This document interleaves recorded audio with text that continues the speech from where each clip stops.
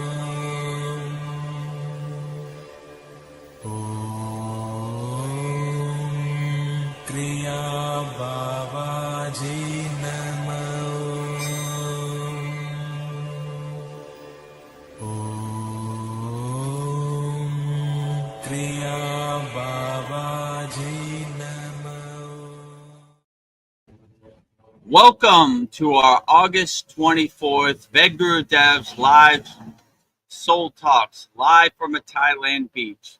As you can see, the Thai palm trees behind me.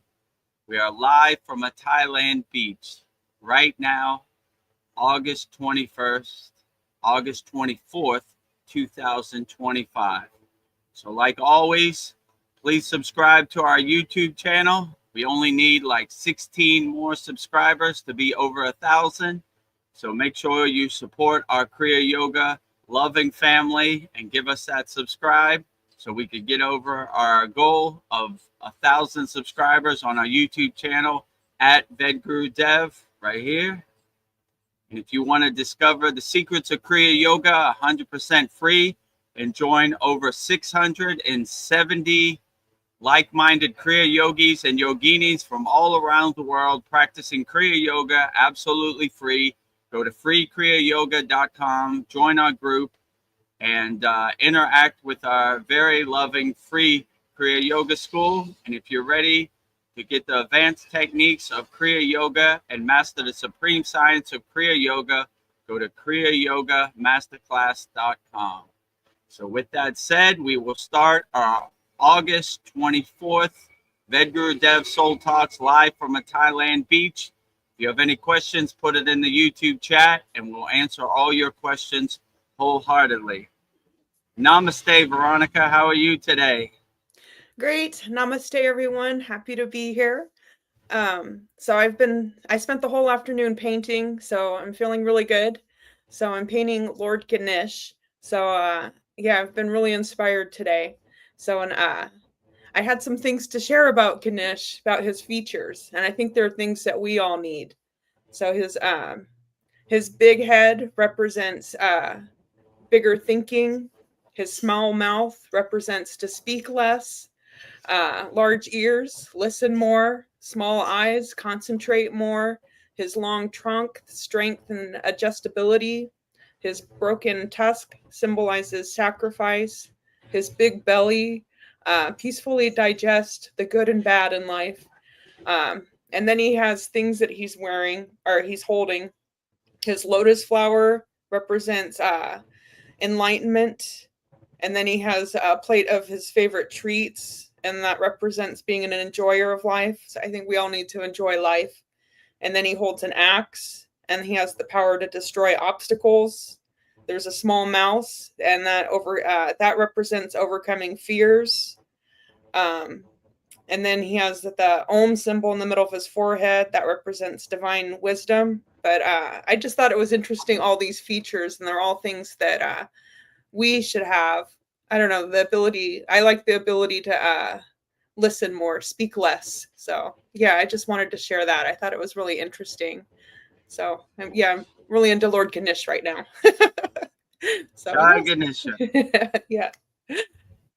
So Yeah, Lord Ganesha is one of my favorites too. The remover of all obstacles, Lord of success. I love Lord Ganesha. He is outstanding. So yes. in Thailand, they have they call him a different name in Thailand. They call him Papi Karni, right? Which is Yeah. their version they call him. But they have a lot of Ganesha statues all around. So that's probably one of their favorite Hindu deities in Thailand also. So you see Lord Ganesha all around. And Thailand's national animal is the elephant. It used to be on the Thai flag, so there are elephants all around. So Yeah. the elephant is the most respected animal in all of Thailand. Yeah, and I was thinking another incentive to raise your consciousness is that I feel like when your consciousness is raised, you're like, the things that you make are better quality. Like if you're in a higher state of consciousness, maybe like the food that you cook is better, whatever you're creating is better, or maybe just like your daily tasks, like taking a walk, you enjoy things more when your consciousness is higher. So that's another incentive to raise your consciousness, just quality of life and the things that you create and put out into the world. So that was an insight I had today. Yeah, I definitely would agree. Like when your awareness, your consciousness is at a high level, everything is better. It's an overall well-being. Everything you do is more creative. All the food you eat is more purified, more cleansed, more blessed. So you should always try to bring your consciousness to an elevated state. So anything you do would be elevated along with that. If you're dwelling in a pit of despair or a lower state, then nothing's going to go right. It's always going to seem frustrated. But when you're in a highly conscious and elevated state, then everything just goes smoothly and the pieces of the puzzle come together, and you're grabbing inspiration from all over, everywhere and everything. And your crown of your head opens up, the gates of your crown, Yeah. and hits your crown, and you just get out your own way, and the universe fills in the steps for you, you know. So Yeah. it's definitely a beautiful thing to have that higher intellect, that higher stream of consciousness, and it just guides you, and you don't overthink it. You just go with the flow, and you'd be surprised the beautiful things you create when you get out of your own way and let your Yeah. higher consciousness guide you. Well, I found some more questions Arjuna asked Krishna, and they're so simple, but we still struggle with these things. So I'm excited to hear what your thoughts are on these. Arjuna asks Krishna, I can't find free time. Life has become so hectic. What do I do?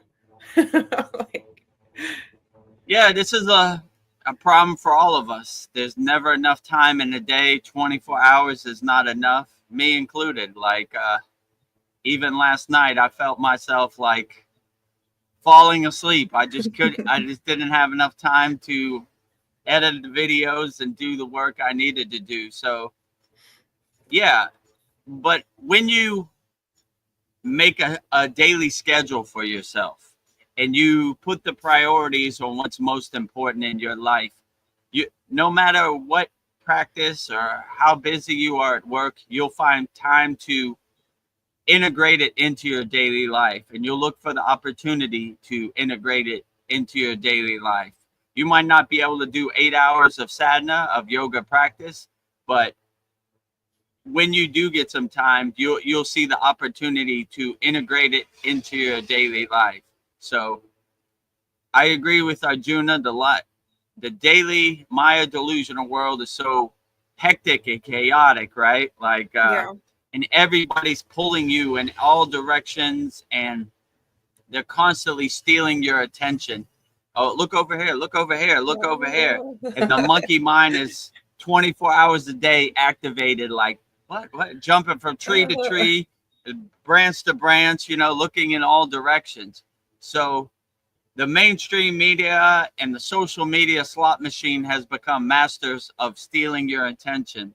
I like when Patanjali says in the Yoga Sutras, aparigara, don't steal from yourself and don't steal from others.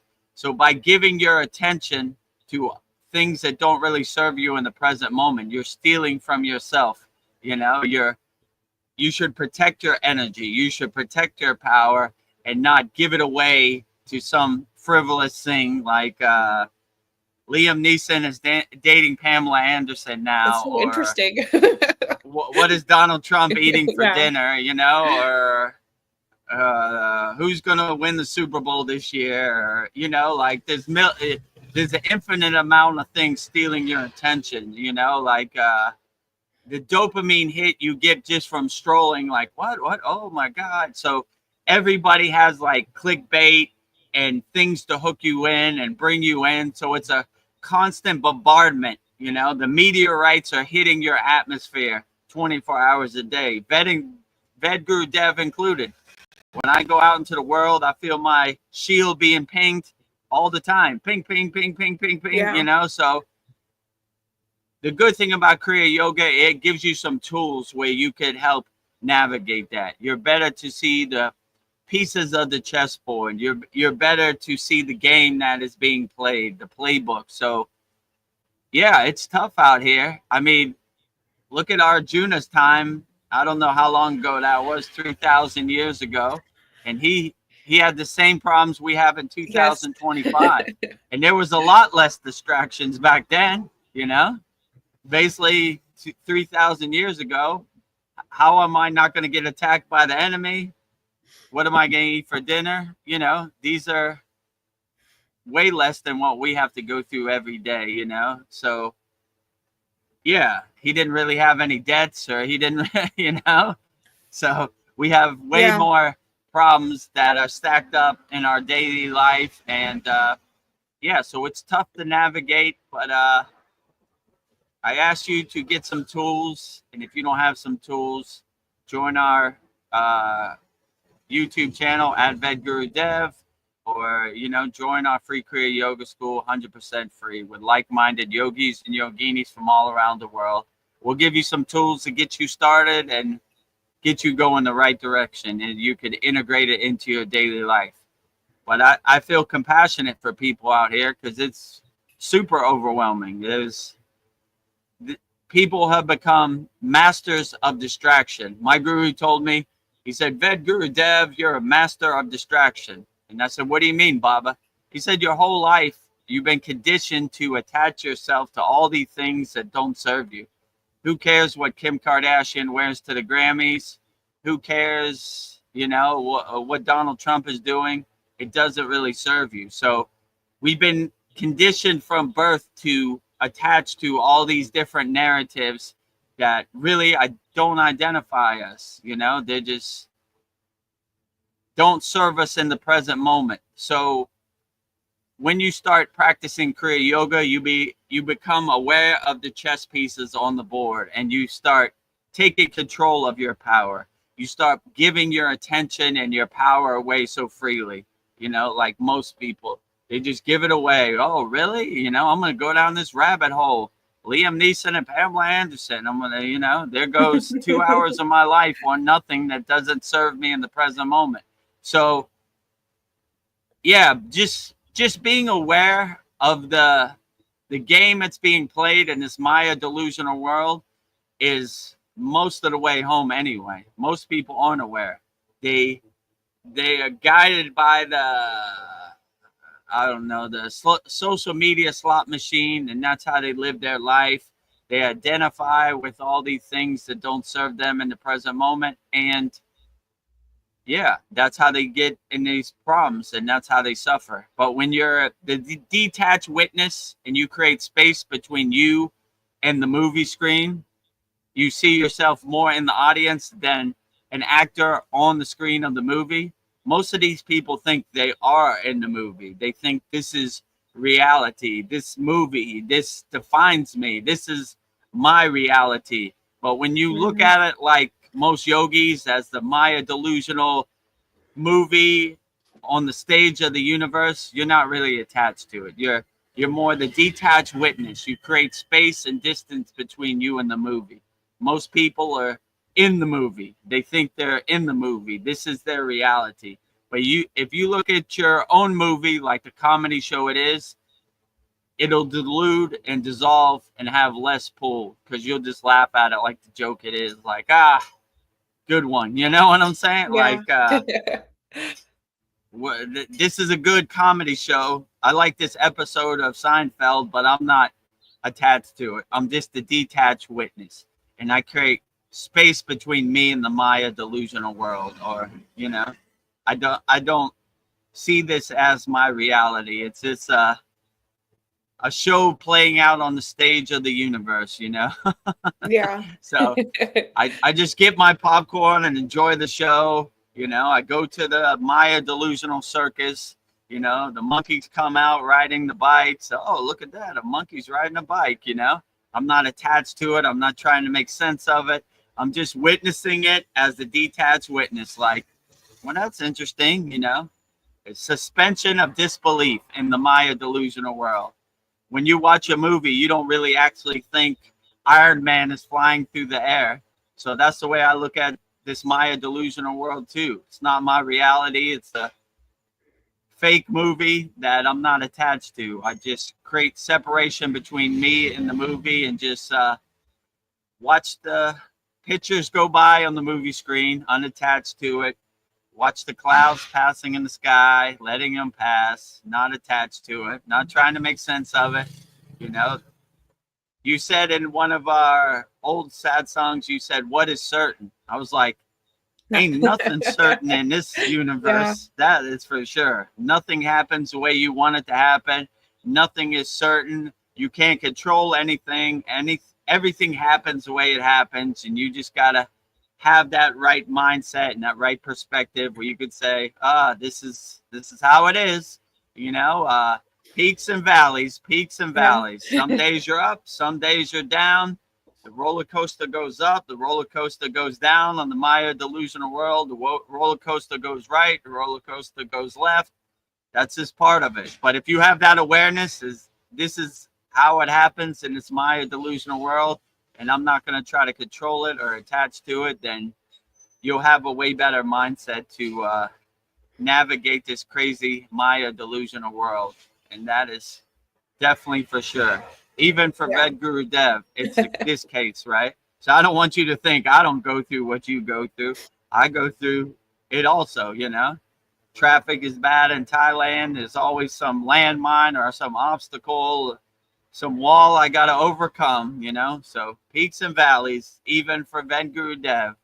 Some days mountains are high as Mount Everest. Some days they're little hills that are easy to overcome. But no matter what God throws at you on a daily basis or this Maya delusional world, approach it with a big smile on your face and overcome it no matter what, right? I wake up and jump out of bed and say, whoa, how's Baba G going to surprise me today? There's going to be a mountain. Whether it's going to be big or small, who knows? But we will sure find out soon enough. Yeah. So that's basically the perspective I have. But it's interesting that Arjuna's going through the same things that we go through 3,000 years ago when there was a lot less distractions. There was no social media. There was no mainstream media, but even he had a bunch of distractions, and he saw that he didn't have enough time in the day. So interesting. Yeah. And then his next question is, why has life become so complicated? It sure is complicated.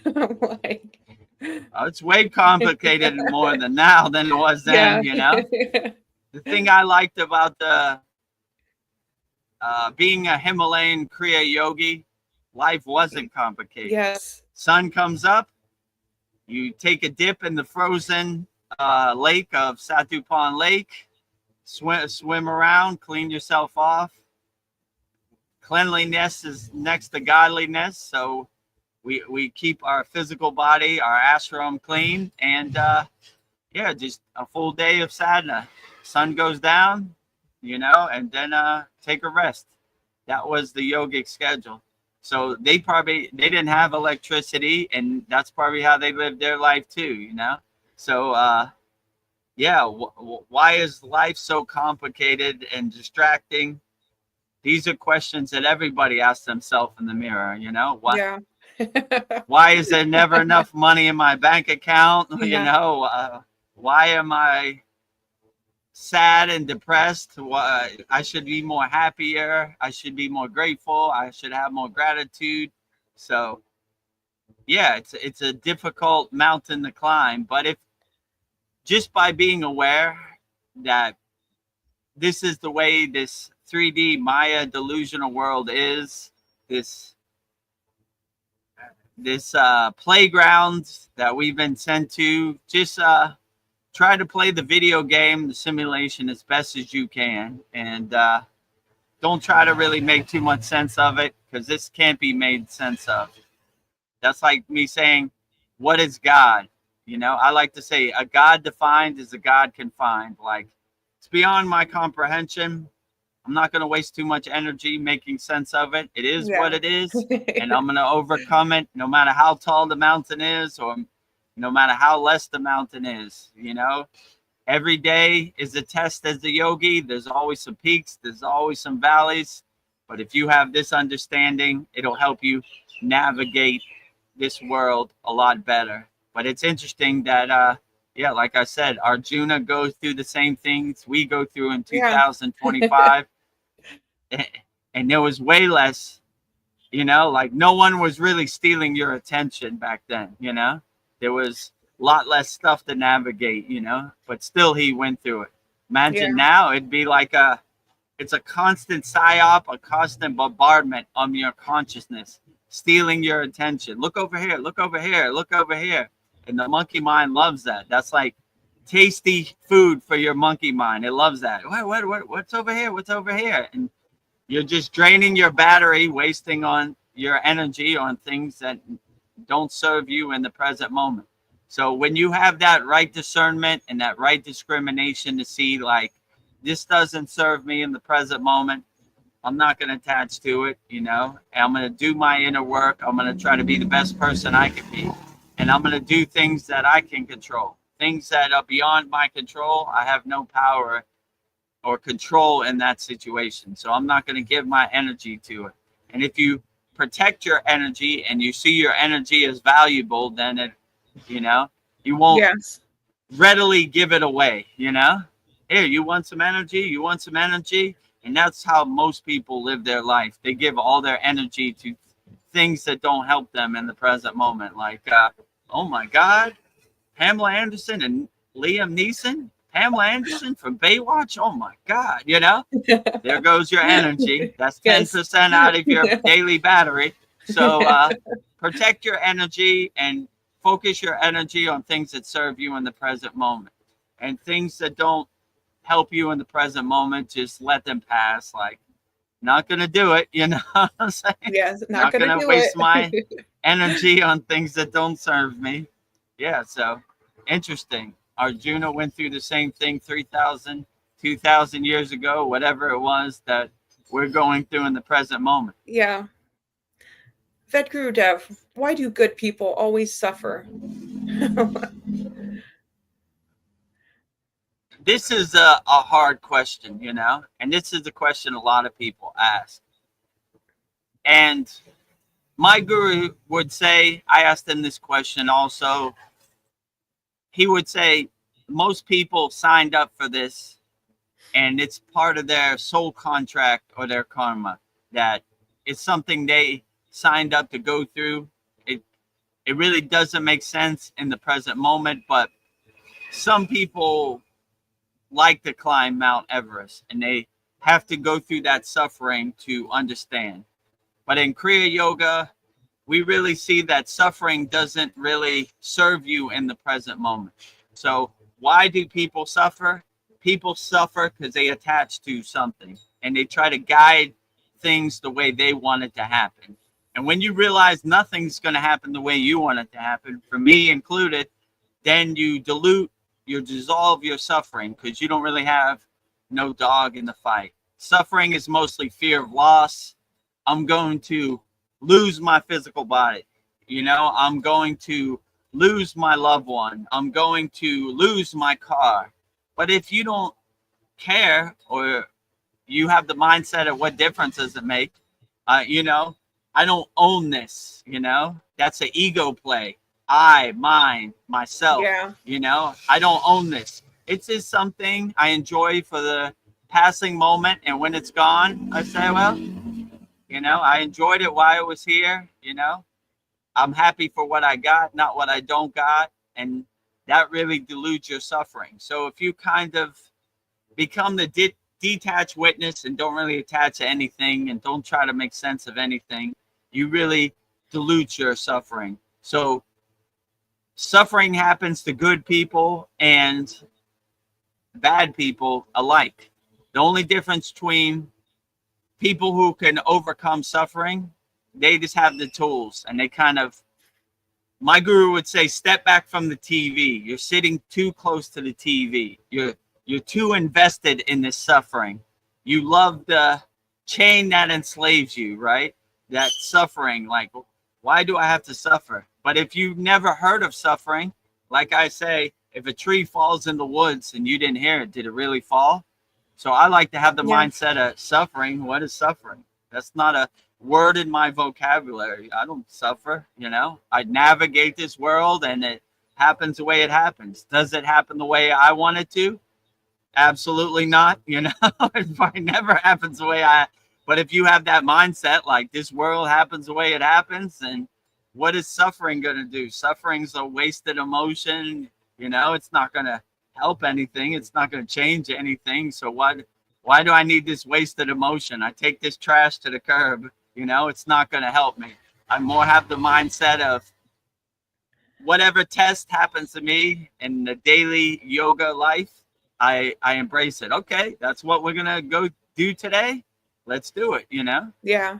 But I'm definitely not going to suffer. It's not a word in my vocabulary. It happens to good and bad people. And I would say, if you're a good person and you're questioning why I have to suffer, you're probably looking at it through the wrong lens. You should look at it like, well, everybody goes through this, but as a good person, I have the right discernment and the right discrimination to navigate this the right way. I have the right tools in my toolbox. Okay, suffering, you want to dance today? I got you. But I'll tell you what I'm not going to do. I'm definitely not going to suffer, No, It's no not suffering. a word in my vocabulary. So I'm a good person, but suffering is not a word in my vocabulary. So, if a tree falls in the woods and I didn't hear it, did it really fall? So when a tree falls, I was like, that suffering tree just fell, but I didn't hear it. So it doesn't exist in my world and my vocabulary. So yeah, suffering is a tough pill to swallow, a high mountain to climb, especially when you're in physical suffering, right? That's when the monkey mind starts to go crazy, So even if you're in physical pain, you should navigate it as best as you can, which is going to take a lot of inner mastery, because that's a real tough mountain to climb. So, but if you're not in physical pain, I would be grateful for what you have, not what you don't have, And okay, this is what we're going to go through today. I embrace it. I take it on the chin. I put one foot in front of the other. But I tell you one thing I'm not going to do. I'm not going to suffer. We are fearless yogis, and suffering is not a word in our vocabulary. So I delete that word from my mind. Suffering does not exist. It's not helping. It's just, it's just a mountain you don't really want to climb. So yeah, whatever God throws at you in your daily life, just put a big smile on your face and embrace it, and try to overcome and navigate that mountain as best as you can. But yeah, I wouldn't attach yourself to suffering, because that would add to the suffering, you know? Yeah. So I have the yogic mindset of, what is suffering?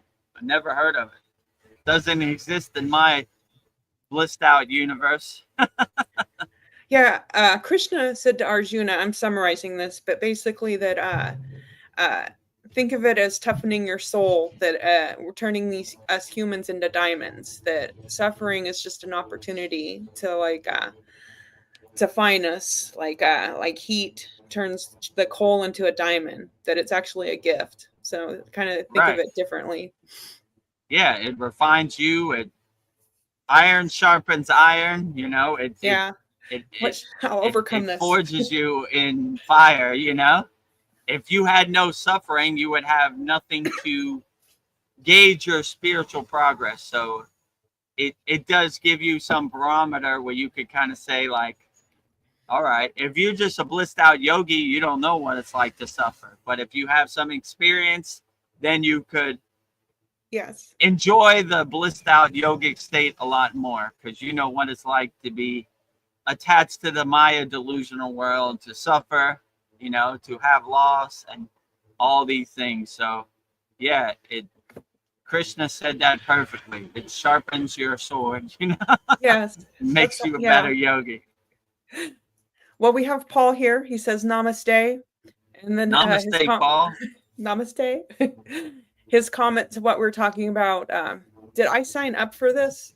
I don't remember signing up for this. Yeah, LOL. I ask that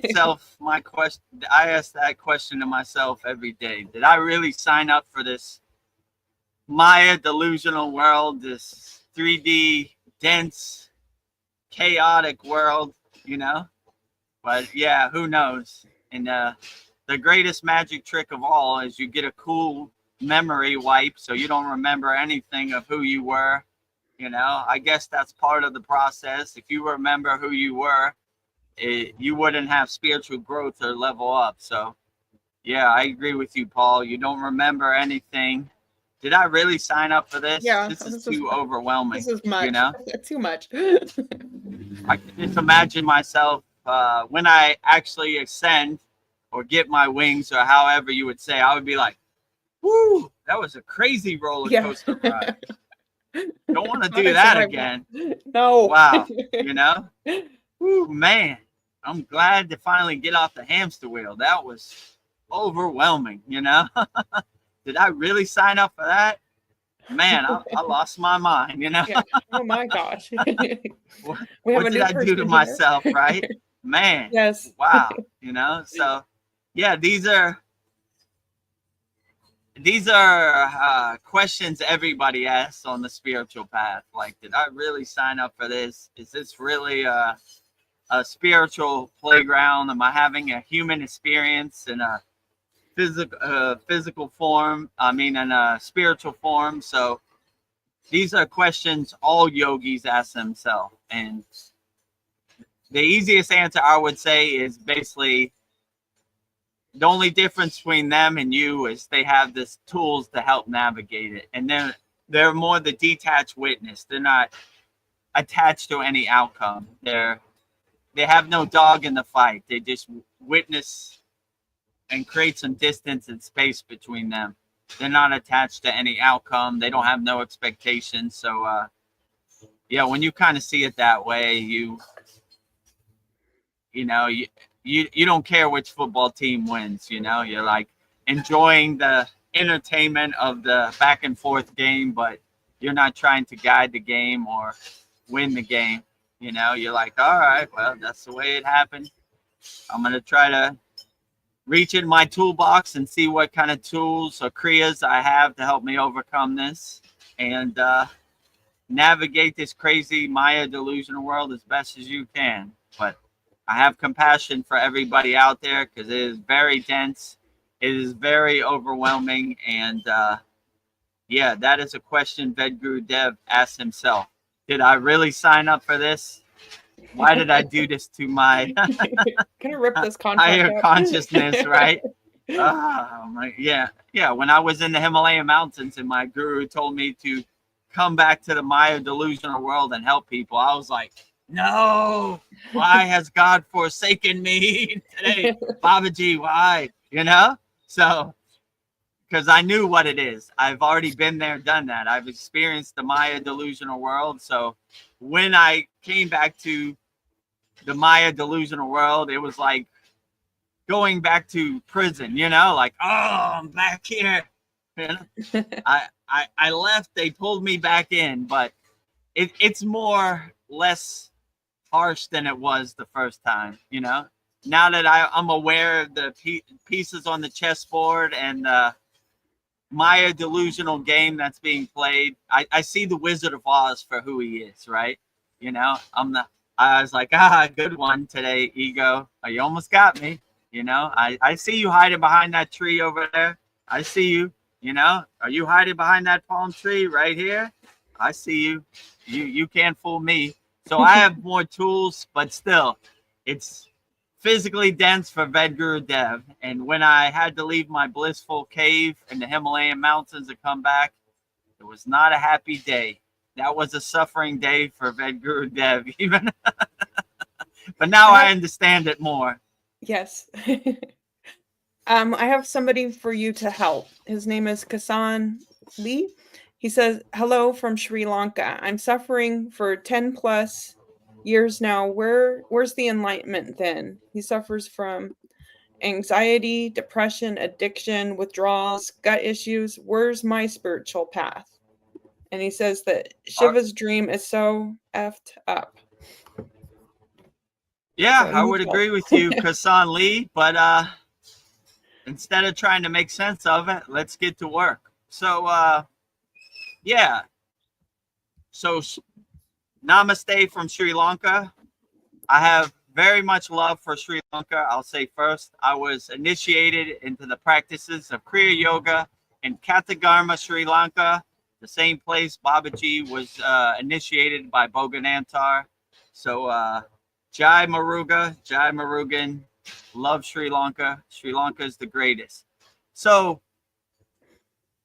in Kriya Yoga, we have these tools to help us navigate the Maya delusional world. So whatever anxiety, depression, addiction, withdrawals you have out there, we will give you some spiritual tools. So I suggest you subscribe to our YouTube channel. We have daily inspiring Babaji quotes every day that help guide you or be a lighthouse to boats lost at sea. And we also we take the best things that I say in these soul talks and these satsangs, and we put them up to inspire people. And we have cool thumbnails and all that. So yeah, subscribe to our YouTube channel. Then also subscribe to or join our free Kriya Yoga School. 100% free. Go to freekriyayoga.com.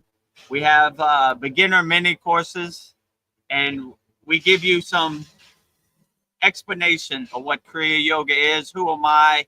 How did I get the name Vedagurudev? Who is my guru? And we give you some basic tools to help you integrate into your daily life. So one of the mantras we have in there is very profound. It's called Hamsa, right? I am that. Hum, I am, sa, that. Or so hum, that I am.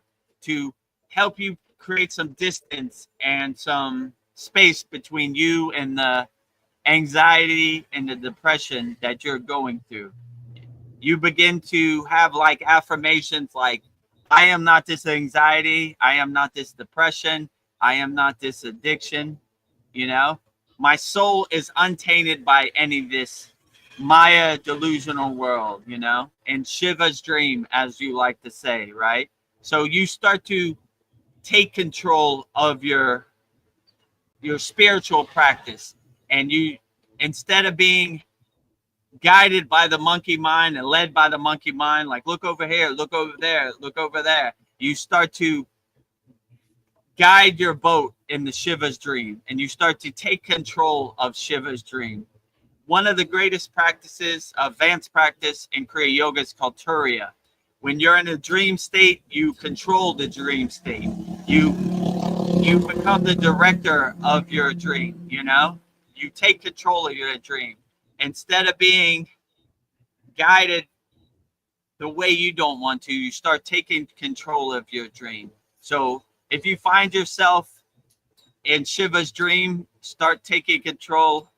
And in our advanced Kriya Yoga School, Kriya Yoga Masterclass, we have many tools to help you overcome whatever you're going through.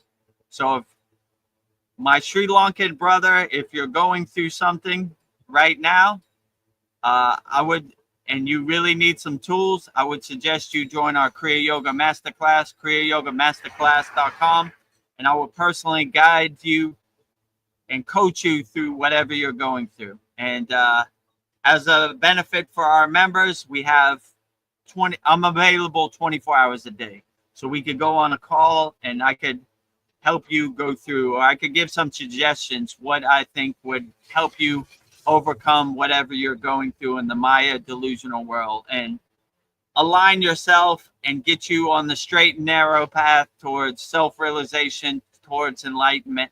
So, I would just suggest you integrate some Kriya Yoga tools into your daily life, you know, and I would start with our free Kriya Yoga school.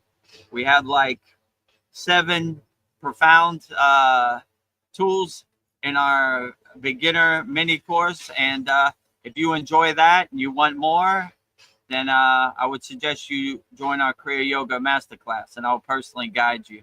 So it just depends what works best for you, you know, but definitely subscribe to our YouTube channel, support our movement, support our Kriya Yoga family at Vedagurudev. Definitely discover the secrets of Kriya Yoga, 100% free, freekriyayogamasterclass.com. And we have over almost 700 like-minded yogis and yoginis practicing Kriya Yoga all around the world. And if you want the advanced techniques to really help you navigate this crazy Maya delusional world, I would join kriyayogamasterclass.com. Money back guaranteed. You'll definitely get some fruits and benefits. And, you know, Veronica's obviously a member of our Kriya Yoga Masterclass. And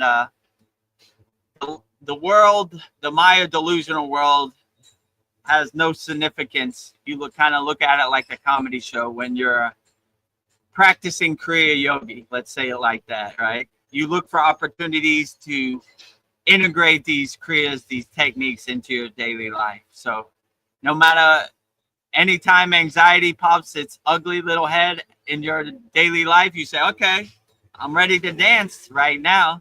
Now I got my tools, you know? Where's my mala beads? Let me get to it. Let me see. And you could just go down the line. In our Kriya Yoga Masterclass, we have hundreds of classes.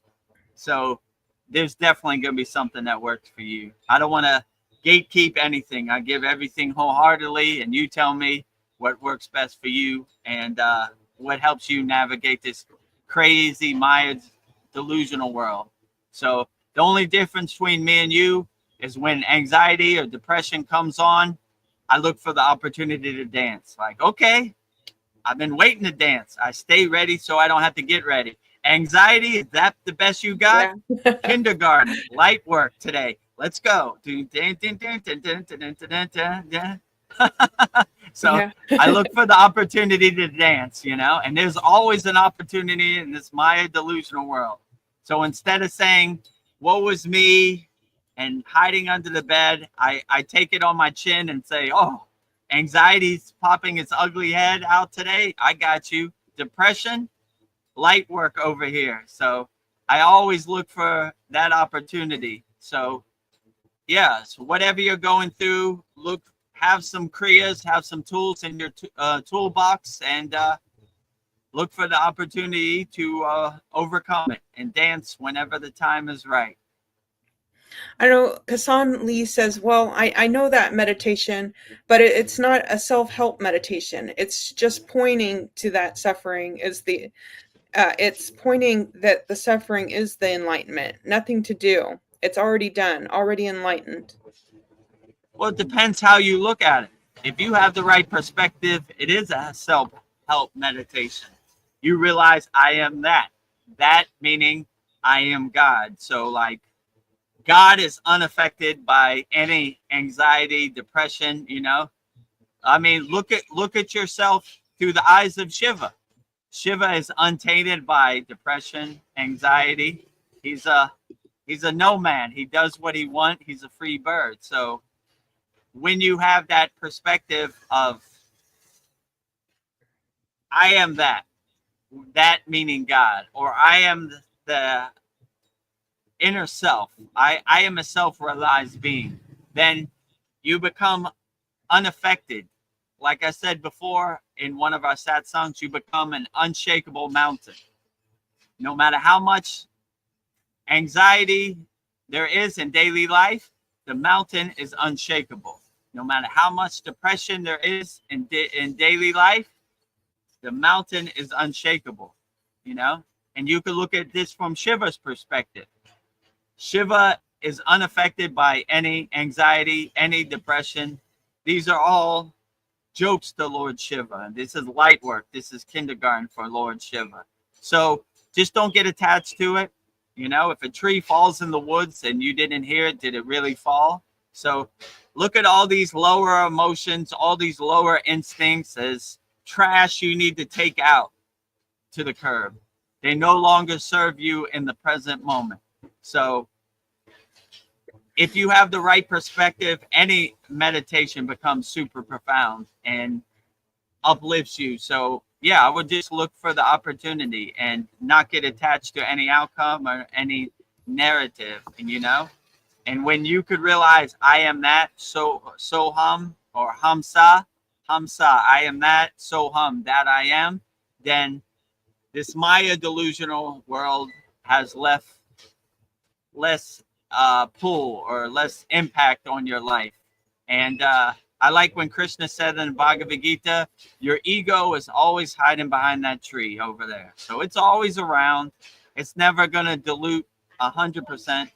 But if you see this like the game, the Maya delusional world that's being played, then it has less impact on you. So I would say even a profound meditation like Hamsa or Soham, if you have the right perspective, it could definitely help you overcome. So if you realize I am that, then you see God is unaffected by any of these lower instincts or these lower emotions. And, you know, look at it as a game you have to overcome, you know, play the game to win. Okay. Yeah. Today I have some depression. Well, it happens to everybody. Every day is a test as a yogi, and let's get to work and let's overcome this depression and not let it define my soul. I don't identify with this depression. This is not me. This is not who I am. This is a speed bump in the road of life. Vedagurudev, I don't know if you can read this. How about the Satipatthana meditation? Does that ring a bell to you? Not really. But when you start saying this meditation is better than other meditations, then you're doing yourself a disservice. So whatever meditation works for you, that is the best meditation, whatever it's called. I mean, there's numerous infinite meditations. So no matter what name the meditation has or what the visualization is in the meditation, if it works for you, that is the best meditation. So what meditation works best for me might not work best for you. So it's your job to get the meditations, the pranayama, the asanas, the mantra japa in your pocket, in your toolbox that really resonates with you. And that is the best meditation. Because the internet is filled with all types of different people saying this is the best meditation or that is the best meditation. if it doesn't work for you, then it's not the best meditation. The best meditation is the one that works for you. So I wouldn't listen to anybody. I would use your own discernment, your own discrimination, and test everything. That's why we say the supreme science of Kriya Yoga. We observe it, we test it, we experience it, we feel it, and we know it, right? This made me feel good, this meditation. So I'm going to put it in my pocket. Or this meditation that different yogis on the internet said didn't work for me. So I'm going to throw it away. So only use what serves you. If I did all my sadhana, my thousands of kriyas every day, it would take me months, you know? I find the ones that work best for me in the present moment, and I put them in my pocket and integrate it into my daily life, you know? The ones that don't work for me, maybe they'll work for me in a month from now, or maybe they work better for other yogis. I put them on the shelf. I put them on hold. So I would just find what works best for you, no matter what anybody says on the internet. They don't know how you feel in your body. They don't know where you're on your spiritual path.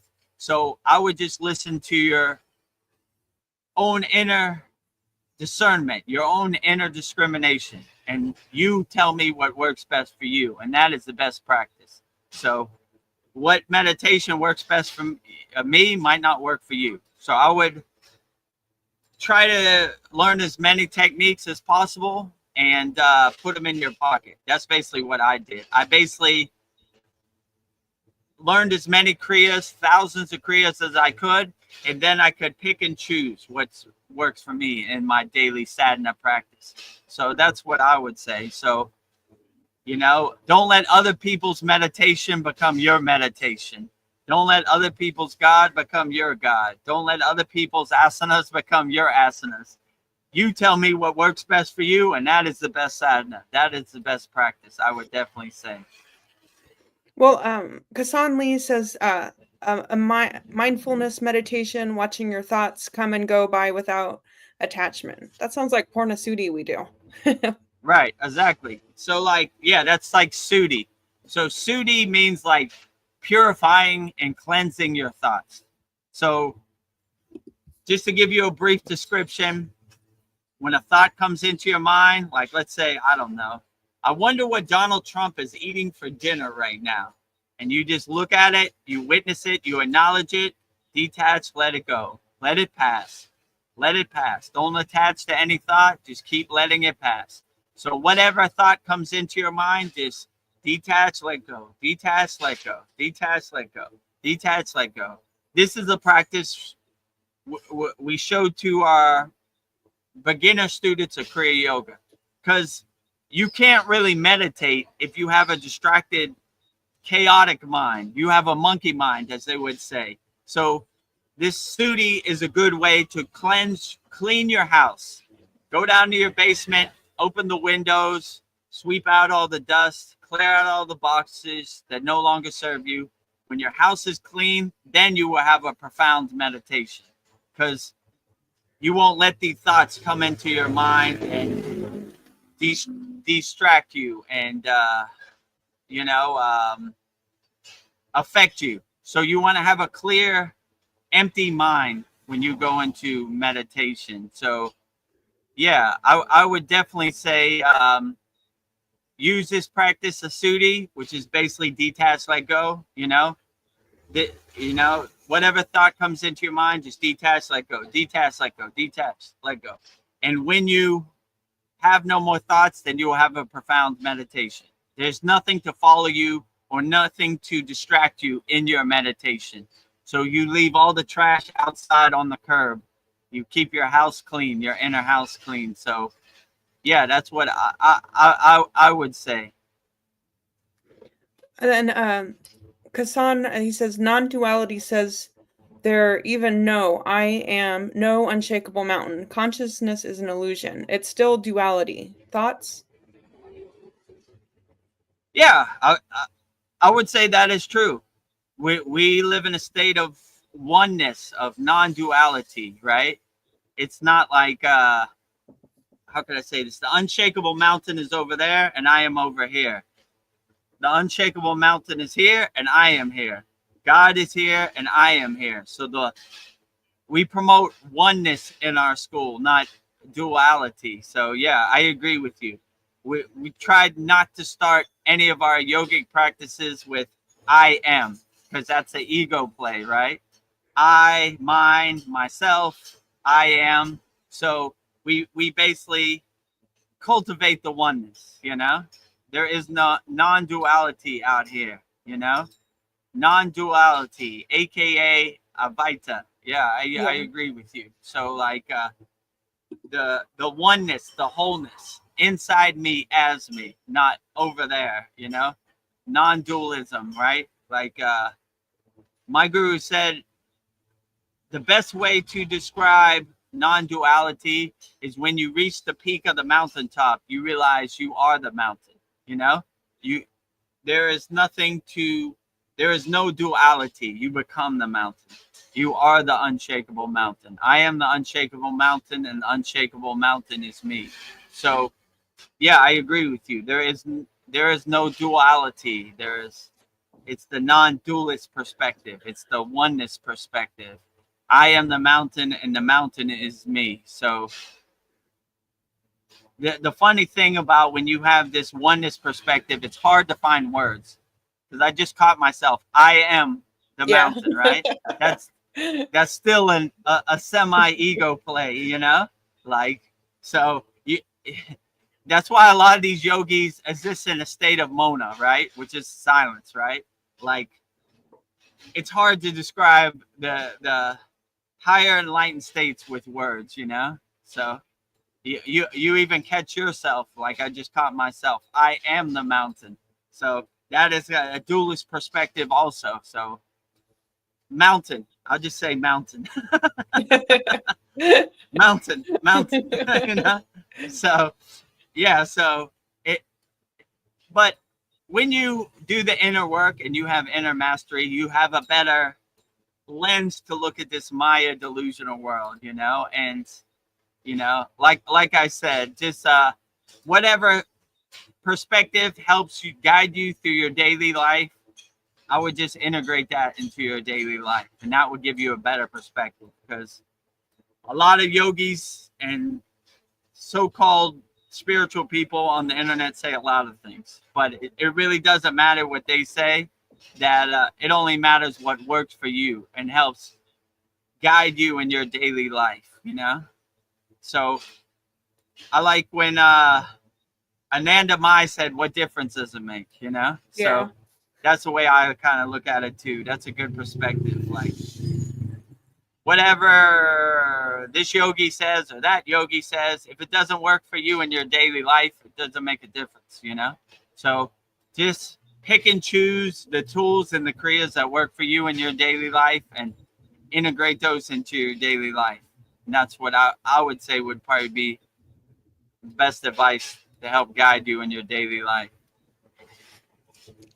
And Kasan Lee says, am I is also you? Are you another me? Yeah. Yeah, well, you know, that's another kind of different perspective, you know. I am you and you are me, and you know, I would just like to say that I am one with everything, and everything is one with me, to make a long story short, you know? Like, not creating space between you and that, which is God. I am God, and God is me. I am a radio antenna transmuting the God signal. So God is not over here, over there, and I'm over here. We are all one together in oneness. So I would just say, yeah. But yeah, you could go down a lot of these rabbit holes. Who am I? Ramayana Maharishi, great yogi, you know? So these are all self-inquiry, great questions to ask yourself. But you always come back to the perspective, God is everywhere and everything, including me. So that would make a long story short. Well, here's a good question for you. I think all of us need. Arjuna asks Krishna again. It says, in tough times, how do we stay motivated? How do we stay motivated? Things are not going good. Yeah, I would say how we stay motivated. Just wake up with a big smile on your face.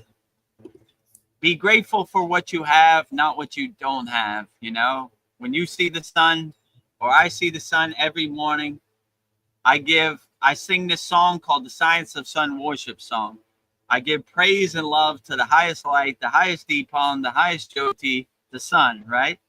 Sun, you're doing the greatest job out of all. Keep up the good work. I'm grateful for the sun. And then when you see the world like that, then you see everything else as a bonus. So I would just say be grateful for everything you have, not what you don't have, and just it makes navigating this crazy Maya delusional world a lot easier, you know? So yeah, I know it's hard out there and it's overwhelming, and like I said earlier, like Arjuna had these problems 3,000 years ago. You know, imagine if Arjuna was in 2025. It's probably his head would be about to explode, right? Yes. Like, you know, think you got everybody problems. is pulling you in every direction. You go, come over here, come over here. They're stealing your attention every which way they can. You know, it's a constant bombardment of marketing and psyops and clickbait and hooks and all kinds of stuff to steal your attention. But when you have that perspective, or that detached witness perspective, it's a lot easier to navigate this Maya delusional world. So yeah, I know it's overwhelming. Believe me, for Vedagurudev, it's overwhelming too. You know, I've seen the mountaintops of the Himalayan mountains, and I still go through this on a daily basis. So it's not something that ever ends. It's, you know, the fruits, the benefits are in the journey, not in the destination. So I'm always a house under construction. There's always something I could do better. At the end of the day, I look in my mirror in my bathroom and self-observe myself. How could I be what could I do better? I'm not trying to be 100% better tomorrow, just 1% better. A step in the right direction, you know? What could I have done better? How could I have been a better yogi? So, you know, the only difference between me and everybody else out there is I have some tools in my toolbox to help me navigate this Maya delusional world. And I kind of look at this Maya delusional world as a comedy show that I don't really want to be involved with, you know? When I watch a movie, I don't think I'm in the movie, you know? When I watch Seinfeld, I don't see myself as Kramer coming through the door. I have that suspension of disbelief, that space, that distance between me and the Maya delusional world out there. So, yeah, I never really thought about it, but if Arjuna had these questions for Krishna in the Bhagavad Gita 3,000 years ago, it'd be overwhelming for him in this day and age, because, you know, there was no electricity, there was no internet, there was no mainstream media, you know. It was basically sit around the campfire, the yagna, and tell stories about things you saw or you heard from other people. So, but yeah,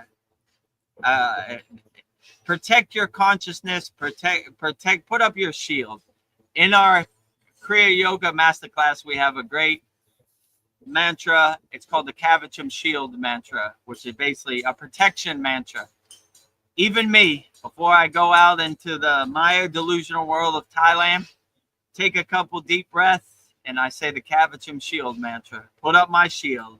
And when you have your shield up, you can feel them pinging it all day long, like Ping, ping, meteorites ping. hitting your atmosphere. Ping, ping, ping, ping, ping. The only difference is they don't get through our atmosphere. They dissolve on impact. So yeah, I would definitely say have some tools to help you navigate this Maya delusional world, because it's pretty overwhelming without some tools or kriyas in your pocket, you know. And it helps give you a better perspective, you know, like you don't identify with these things out here, you know. This doesn't define my soul. I don't identify with this, and yeah, I would agree, you know. But it takes some inner mastery. Let's say it like that. It's not a microwave. It's not a lightning path. It's the fruit is in the journey, not the destination. Let's say it like that. So, and when you start walking the spiritual path, these insights, these darshans will start to happen to you, and you'll start to see that you'll learn by experience, right? I could tell you about samadhi or enlightenment and all these things, but once you experience it, you know it, right? So Gassan Lee, he goes on to say, is it already done? Already God trying to do anything to reach God is going away from God? Question mark. And then he made me laugh. I'm Kramer. I am Kramer too. Yeah. So be it. It is done, as I always like to say, right? It is already done. So yeah, I would agree with you. Like, instead of trying to change the Maya delusional world, try to navigate it as best as you can, and watch out for landmines out here, because this Maya delusional chaotic world is a war zone. So yeah, I definitely would agree with you, you know. As far as like it, what was it? Already God trying to do any, yeah, let me see that. Trying to do anything to reach God is going far away from God. Yeah. Mhm.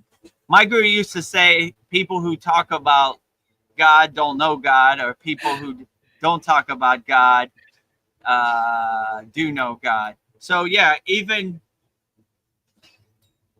like when you have different darshans or you have different experiences, it's almost like between you and God. And the more you talk about your experience, the further it goes away from you. So that's why these darshans, these experiences are individualized and personalized for you. So yeah, that's a good perspective. When you try to go toward God, you're going further away from God. I would just say you can never lose by going towards God, you know? We walk straight ahead, we don't walk backwards, you know? So I don't see how you could ever lose going towards God. I would always go towards God no matter what I do. You know, one of the highest perspectives or the ultimate goal in Kriya Yoga is God realization.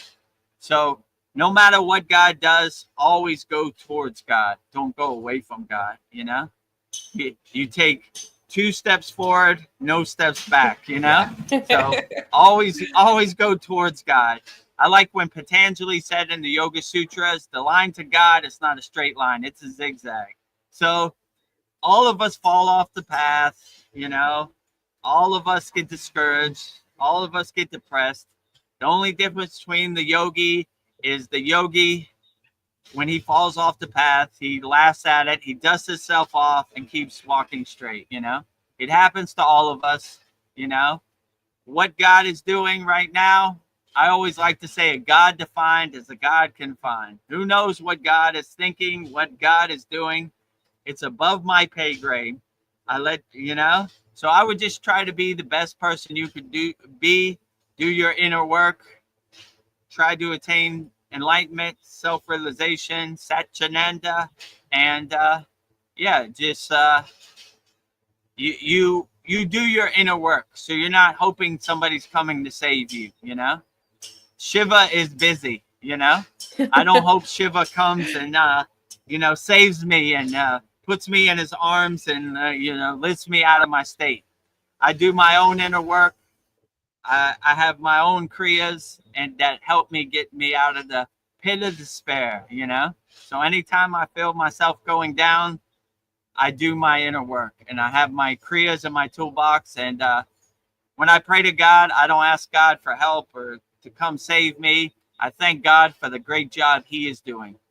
God is doing all the heavy lifting. So I don't wait for God to come save me. God is busy. Who knows what God is doing, or the source, or Shiva, or Babaji, or Lakshmi, or whoever you call, whatever deity you resonate with. They're busy on the astral plane doing higher enlightened things, right? They're Yes. trying to lift consciousness. So I don't think I wish God would come see me, Vedagurudev, at whatever time it is on the Thailand beach right now. God is busy, That is the ego play. God, come save me. I don't wish for God to come save me. He's busy. When I pray to God or do my puja, I thank God for the job he's doing, He don't work for me, I work for him, So keep up the good work, all deities, all devis, all Kriya yogis, ascended masters, spirit guides, light beings, everybody out there, all lords, masculine gods, feminine gods, everybody out there. You're doing the greatest job of all. You're doing all the heavy lifting. I'm just saying a few things on live stream. All the glory goes to God in service of his mission, So if you want to, I like when they say in Kriya Yoga, the best way to honor Babaji is by doing your sadhana wholeheartedly with surrender. So I do my sadhana every day like Babaji is standing right in front of me as an offering to Babaji's lotus feet, right? So I offer my sadhana every day to Babaji. So I don't need anybody to come save me. I thank them for the job they're doing. Sometimes I would even say to Babaji, if I had a darshan, Babaji, no need to come to me. No need to show your physical form. I'm good, right? You have other people that need your help way more than me. I'm okay right here, right? I remember when I went to a Kriya Yoga initiation and they asked, what do you want to get out of Kriya Yoga? Almost everybody said, I want to see Babaji. They came to me and I said, I don't want to see Babaji. Babaji is busy, I have the tools to help myself. I don't wait for somebody to come save me. I save myself. I do my own inner work and let Babaji be. I'm not bothering Babaji, If he wants to show himself, I appreciate it. I'm grateful that, but it's not necessary. Babaji has already done too much for me on the spiritual path. So God is busy out there. So do your own inner work, save yourself. That would be my best advice. Yeah, Kasan Lee, he says, I mean, if I'm God, searching for God, isn't that going away from God? Yeah, I agree with you. When you see God inside you as you don't have to search for God. You are a radio antenna, a nuclear power plant radiating, glowing in the God vibration, the inner divinity of God. Yeah, so I would agree with you, Kasan, that searching for God is a lost cause, God is inside you as you. So that's why the ultimate goal in Kriya Yoga is self-realization. We realize the self. We don't need to go anywhere. We don't need to do anything. We don't need to go to the Himalayan mountains and search for God in a cave. God is inside you as you. I remember my guru told me when we were in a ashram in Balrinat, he said, we saw these like backpackers. They're searching for God, the secrets of the universe in India. And my guru said, I don't know why all these people spend thousands of US dollars searching for God. Just go in your closet, close the door, and find God inside you as you, right? Have tea with God on your crown chakra, So no need to find God. God is readily available inside you as you. So yeah, I always thought that was a good perspective. Yeah. So no need to spend thousands of dollars and book a plane flight to the Himalayan mountains in India and find a porter or a Sherpa to take you up the Himalayan mountains. Just go in your closet, close the door, and be alone with God and have tea with God inside you as you. So yeah, you don't need to search for God. You just need to have the tools to realize your inner God. That's why it's called God realization, self-realization. I am that, right? That meaning God. So I don't have to search for God outside. I realize I am that. That meaning God. That I am. God I am. So inside me as me. So if you want to find God, just go right now in your closet, close the door, Yeah. and have tea with God on your crown chakra. Well, I have some more duality questions, so I'll go through them. And isn't inner and outer the same? Isn't separating anything is duality? Yeah, true. There is no separateness. There is no inner. There is no outer. You know, in Kriya Yoga, we like to live in a state of equanimity, which is there is no right or wrong. There is no good or bad. There is no inner. There is no outer. So everything, you see God everywhere in everything, right? So everything is you and you are everything. So it creates more of a oneness perspective that there is no inner or there is no outer. There is only oneness. There is only the self, right? We only realize the self.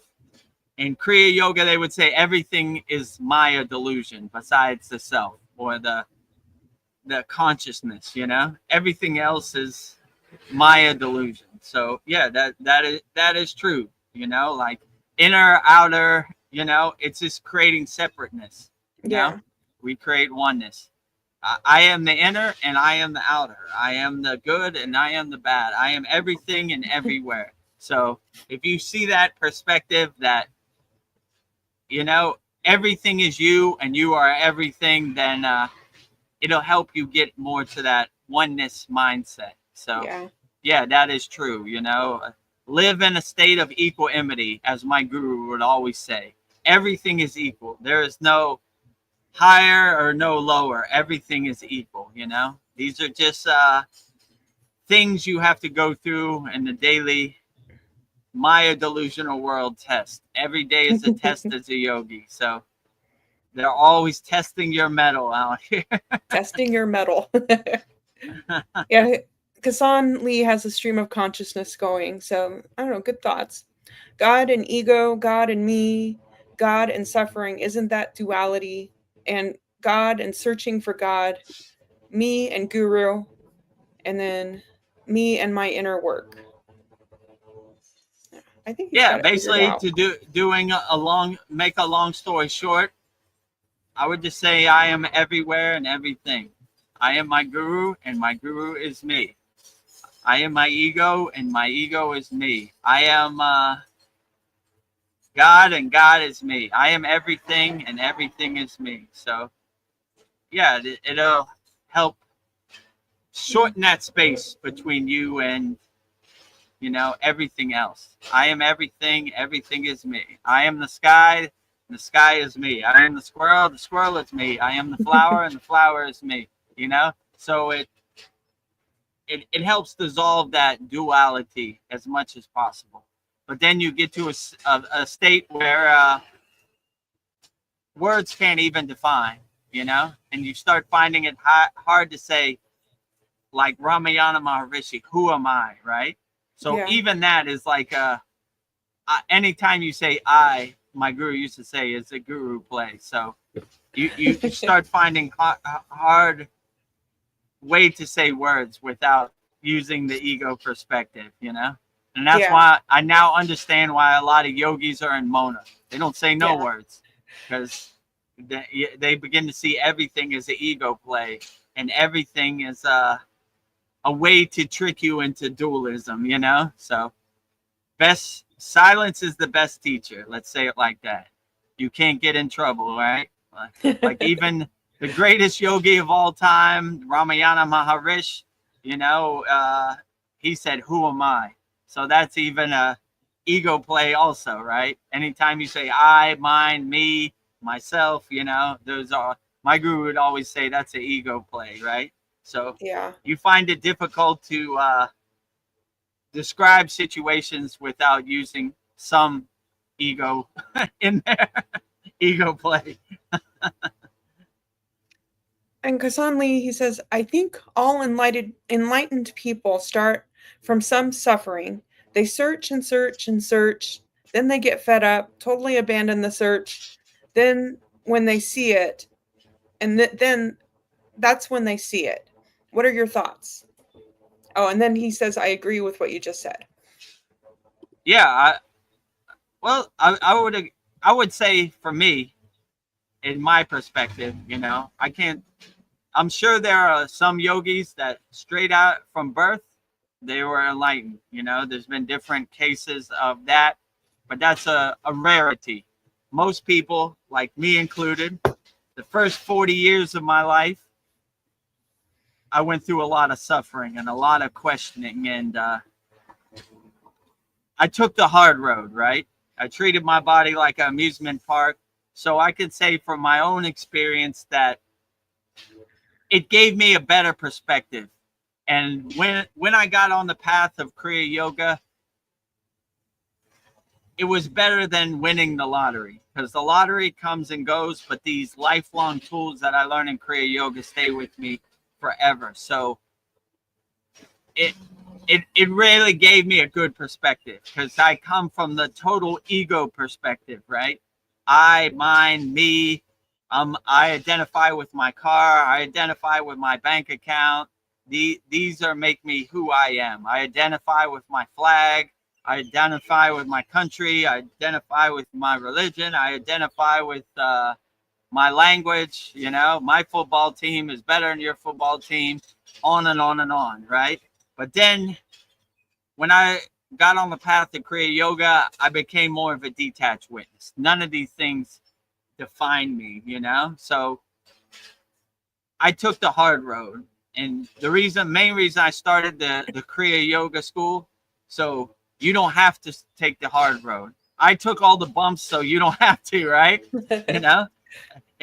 It was very painful for me. So let me smooth your path a little bit. Let me clear your path a little bit, from what I learned. And I didn't really have nobody to ask questions to, So that's why our these live streams and our Kriya Yoga school is valuable, because it could be a lonely self path, if you don't have somebody to talk to.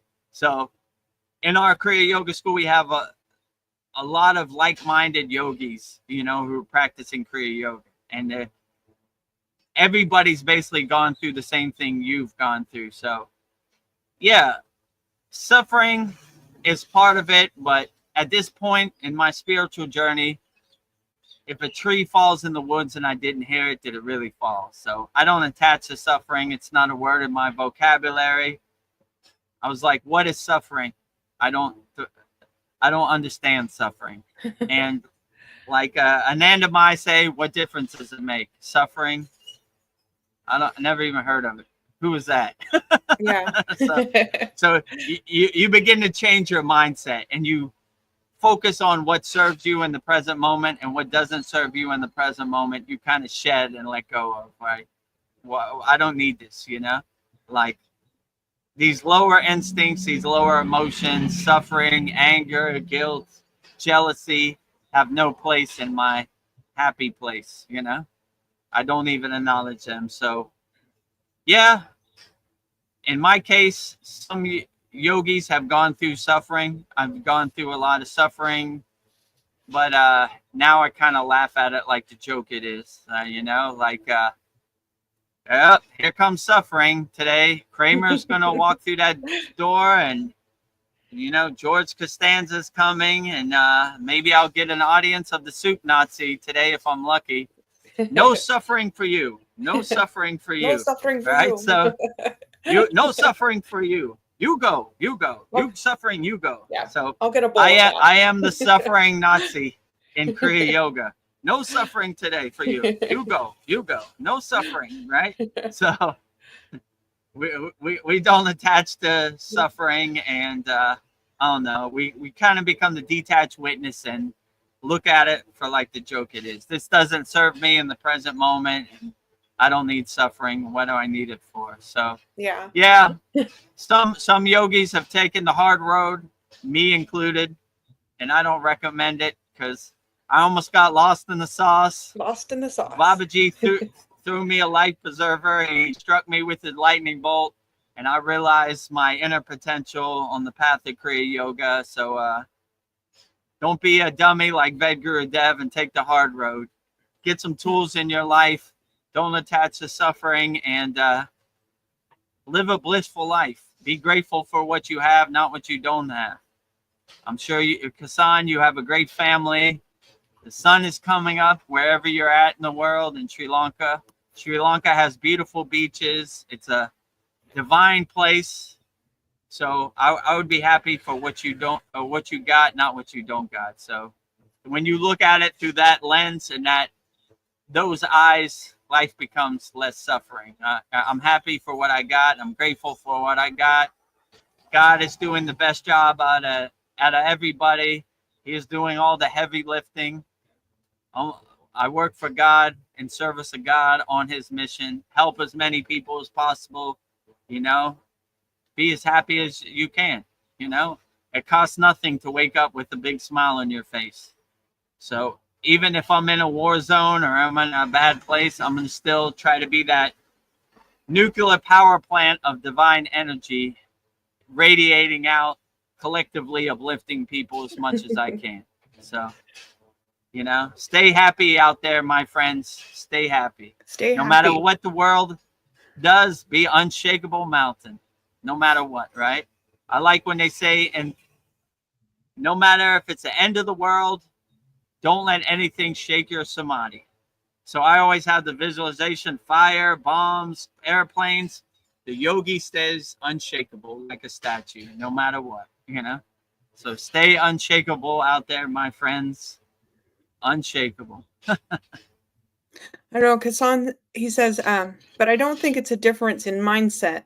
When you vanish, there's none to witness anything. Shunyata. I'm texting while my gut is cramping, by the way.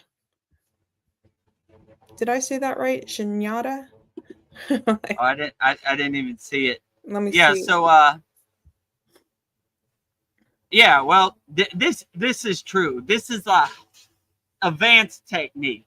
So when you merge with the light and you become one with the light, you're right, you vanish. There is no beginning, there is no end.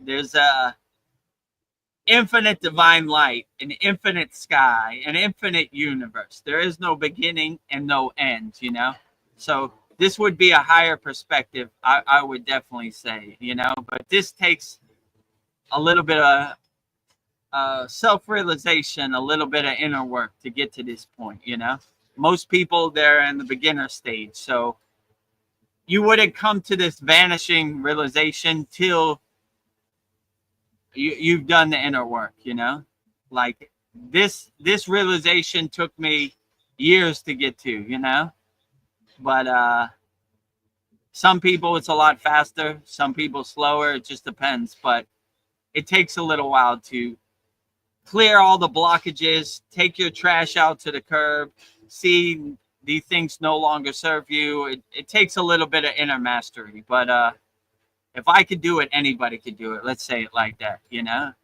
First couple months were rough. My ego was fighting me, bad dreams, everything. But once you overcome that mountain, then smooth sailing, Well, every day is a test as a yogi. So some days are smoother than other days. But,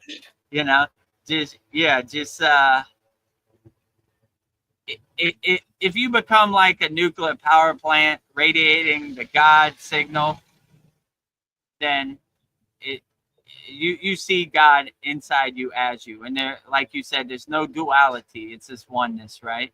So the identities, the conditioning starts to vanish, like you say, you don't attach to it no more. So, but it takes a little bit of work, some people more than others, but if I could do it, anybody could do it. So all the information's on the screen. We'll give you some tools, and we'll help you out on your spiritual path. Vedagurudev, what surprises you about people? Ooh. Okay, well, this is a deep one too, you know? I mean, it depends. Like, I'm surprised by how compassionate, loving, and forgiving some people are that you didn't think were that. And on the other side, I'm surprised of how other people treat other people, talk bad about other people, backstab them, throw them under the bus every chance they could get, you know? So I'm surprised from both polarities, right? You know? But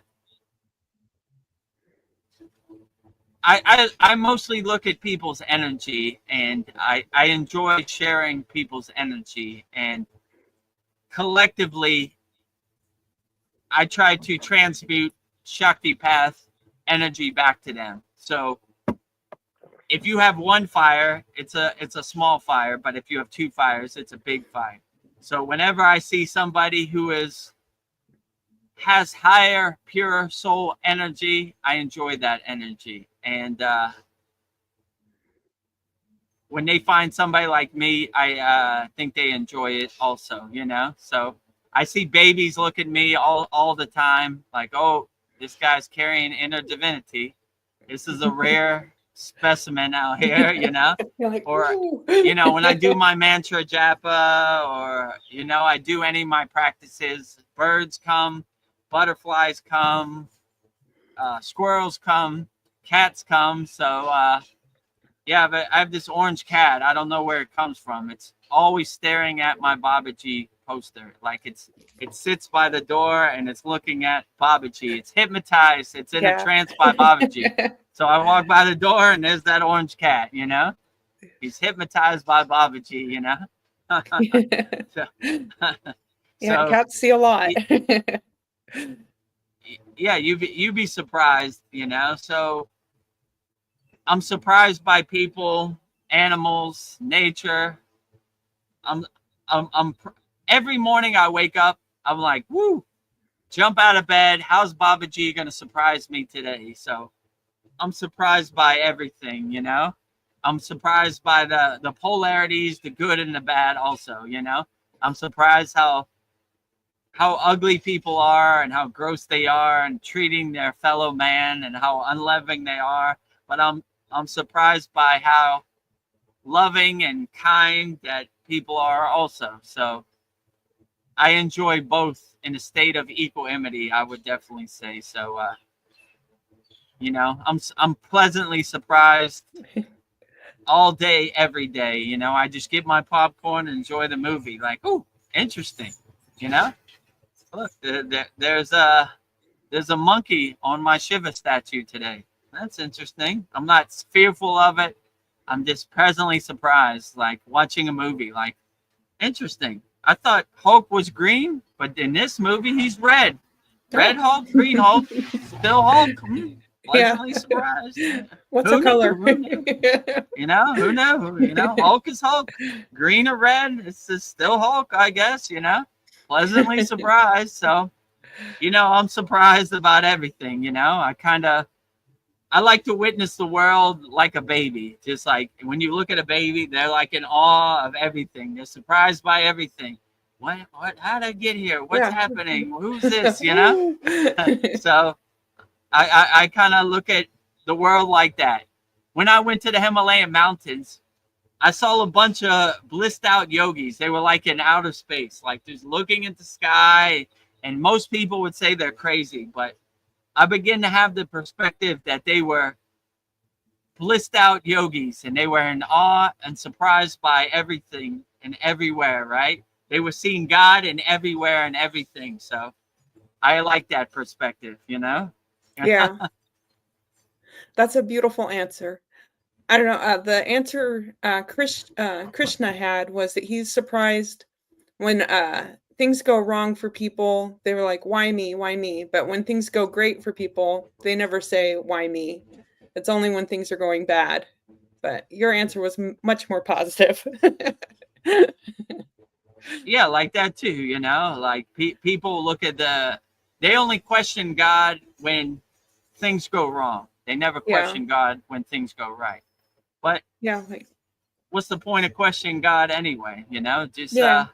navigate this video game, the simulation of life as best as you can. Don't try to get it. The problem I had in Kriya Yoga, I tried to overthink it, you know, too much on the path. Why is this? Why is that? Yeah. You Why? know, what is God eating for dinner? Now I just go with the flow. I said, all right, that's what we're doing today. Let's do it. You know, I'm not going to overthink it. My guru used to tell me, I used to try to do these asanas and everything to perfection, right? Like even to the point of hurting myself or twisting my wrist in the full wheel pose or holding the pose too long. And my guru looked at me one day. He said, why so serious? You know, yoga is a blissful, comfortable, relaxing to do. If you're doing yoga not in a blissful, comfortable state, you're missing the point. You're seeing the forest without seeing the trees. You know, we should breathe into every asana. Not so serious, Vedagurudev. These yoga practices are blissful, enlightened practices, spiritual practices. So, not so rigid, not so struggling, relaxing, breathing into the pose. Not panicking, breathing, right? Some of these pretzel asana poses, the plow pose, when you put your knees next to your ears, it gets claustrophobic. You're in there, right? It's hard to breathe. But if you just have the right perspective and just breathe and relax into it, everything becomes a great spiritual practice. Your sadhana becomes a great spiritual practice. So, yeah, I would definitely say don't take any of this serious.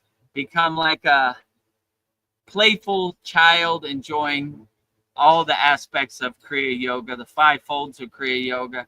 So I would say do everything in a blissful, relaxed state, and it becomes less more struggling and less more painful, right?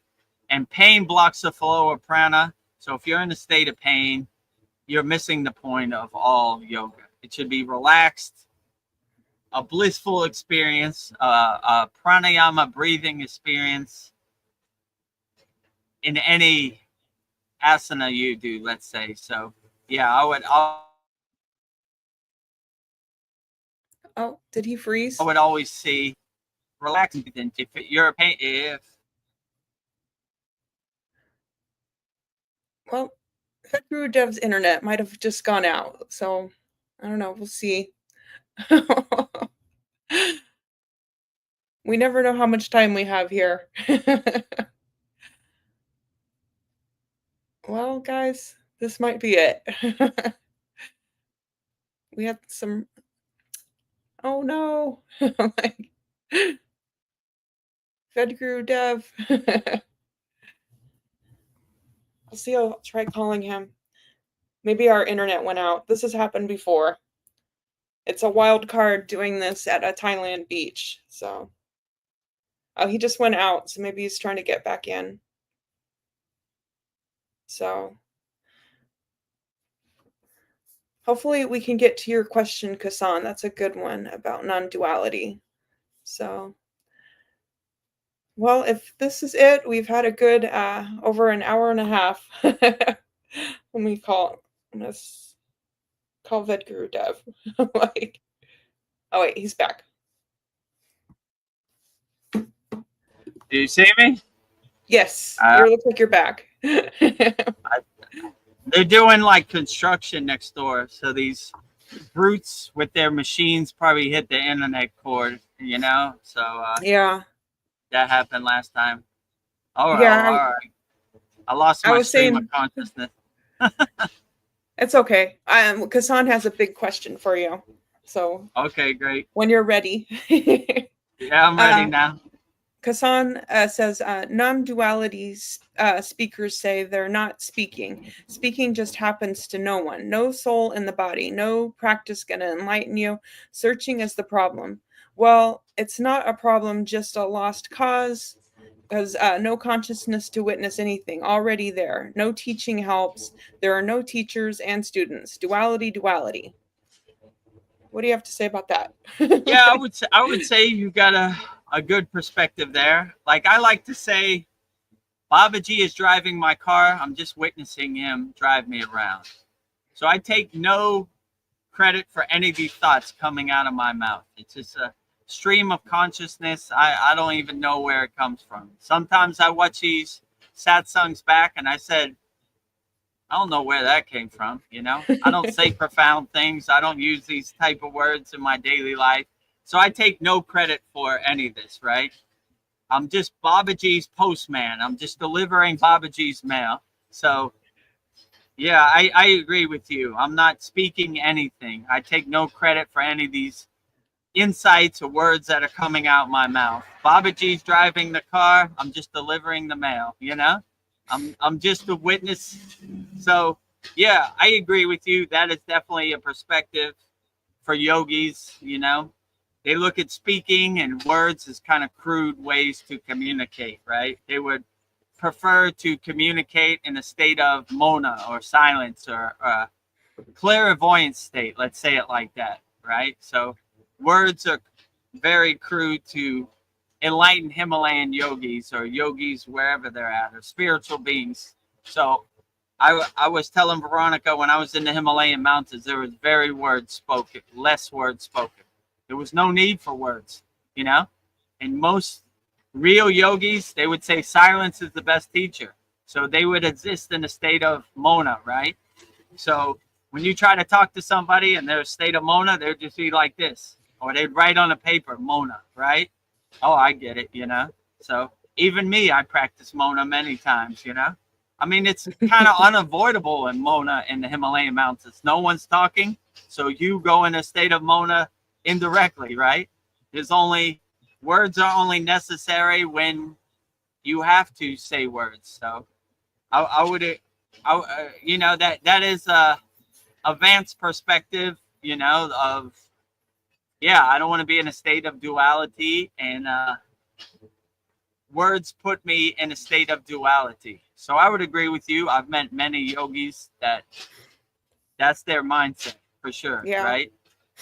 Words are kind of crude and kind of distracting and take me away from my inner mastery, let's say it, you know? So my inner work. So yeah, I would agree. But on these live streams, if I went into Mona, it'd be the world's shortest live stream. So I got to say something to fill up our soul talks and our satsangs. So, sometimes words are needed. But yeah, when you say things like that, it reminds me of like, oh yeah, you know, we didn't talk about anything in the Himalayan mountains. Like, you know, there was no words necessary, you know.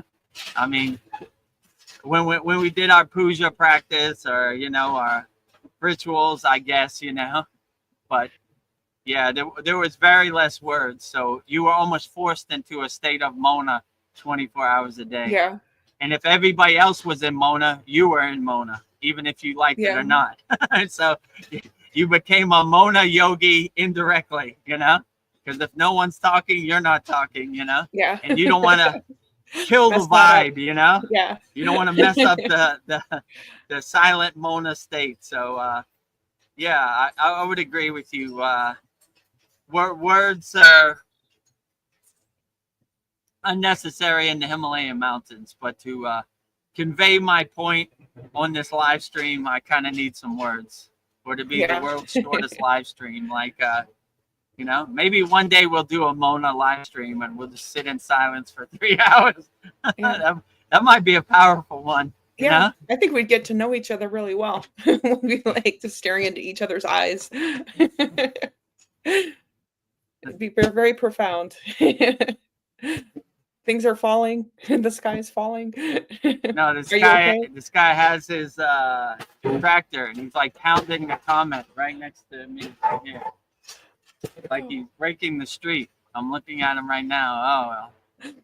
You know, Well, Kasan anything Lee that would, can go wrong will yeah. go wrong in these soul talks. You know, it's rained. We've been in windstorms. What else? Oh, I turned into a light being. Actually, let's show Yeah. that one so people Oh, can sure. know. Let me go find So, it. yeah, we have a video on anything that can happen will happen in these live streams, as you can see. There's When a you big, focus on the tractor pounding the street right in front of me, and right next to me. Yeah. But on one of these live streams, I turned into a light being. I can't explain it. I won't take any credit for it. I'll show you the video, and you come to your own conclusion. So, yeah, Veronica, run the video of the light when you being. focus on the mantra, you don't have time for the distractions or the monkey mind or the mental clutter. So, yeah, it's helpful to focus on the monkey, on the physical mind. Do I have a big light on me? Yeah, there's right like now? a glow, like a white orb on your face. Where's It that could be coming Babaji. Is that Babaji? Like an orb on your face. Like, It could be, you know. Oh, that's interesting. I just saw that too. I was wondering know. if it was my computer screen. I was thinking maybe something was going. Yeah, it's like this white light right on Huh. your head, your face. Interesting. The sun is that way, so where's that one coming? Interesting. Hold on, let me see if I could turn off my light. Oh, no, still Yeah, right. it's like right there. It's like not moving. It's like this white orb. Let me see. Interesting. Where? How can I block that? Is it still there? Yeah. Huh. I don't know. Maybe we have a visitor. Like, welcome to our soul talks. If you have any questions, orb. Where did that come from? That's I don't know. It interesting. wasn't there. Try cleaning your lens. Maybe it's something on. Yeah. Yeah. I'm gonna try to clean it off. Is it better now? Yeah, yeah. It was something on the lens. Probably It was some like bird poop, like a flying bird just like dropped a gift. Really? it was like some sand or something. I don't know. Who knows how this crazy stuff works? Yeah. I was like, look, I'm ascending. I'm turning into a light being in real time. Yeah. Somebody please record this so they can We've show got other people. evidence. We have evidence of Maha Samadhi. Vedagurudev is turning into a light beam in real time. My time is up. See you later. Goodbye, cruel Maya delusional world. So there you have it. Come to your own conclusion, you know? Kasan Lee had something funny to say. He said he says it's ectoplasm. It could be. Paul said on there, I just saw, he said it was bird poop on my lens. Yeah. I don't think it was bird poop, you know? Yeah. But who knows, you know? Make your own conclusion, you know? I don't know where that came from, but Sandy said it was Yogananda's presence, so I like that. So I welcome Yogananda, one of the greatest Kriya yogis of all time, anytime he gives us an audience. So I'm going to say it's Yogananda. Yeah, and then Kasan Lee says, there's no soul travelers, LOL. Okay.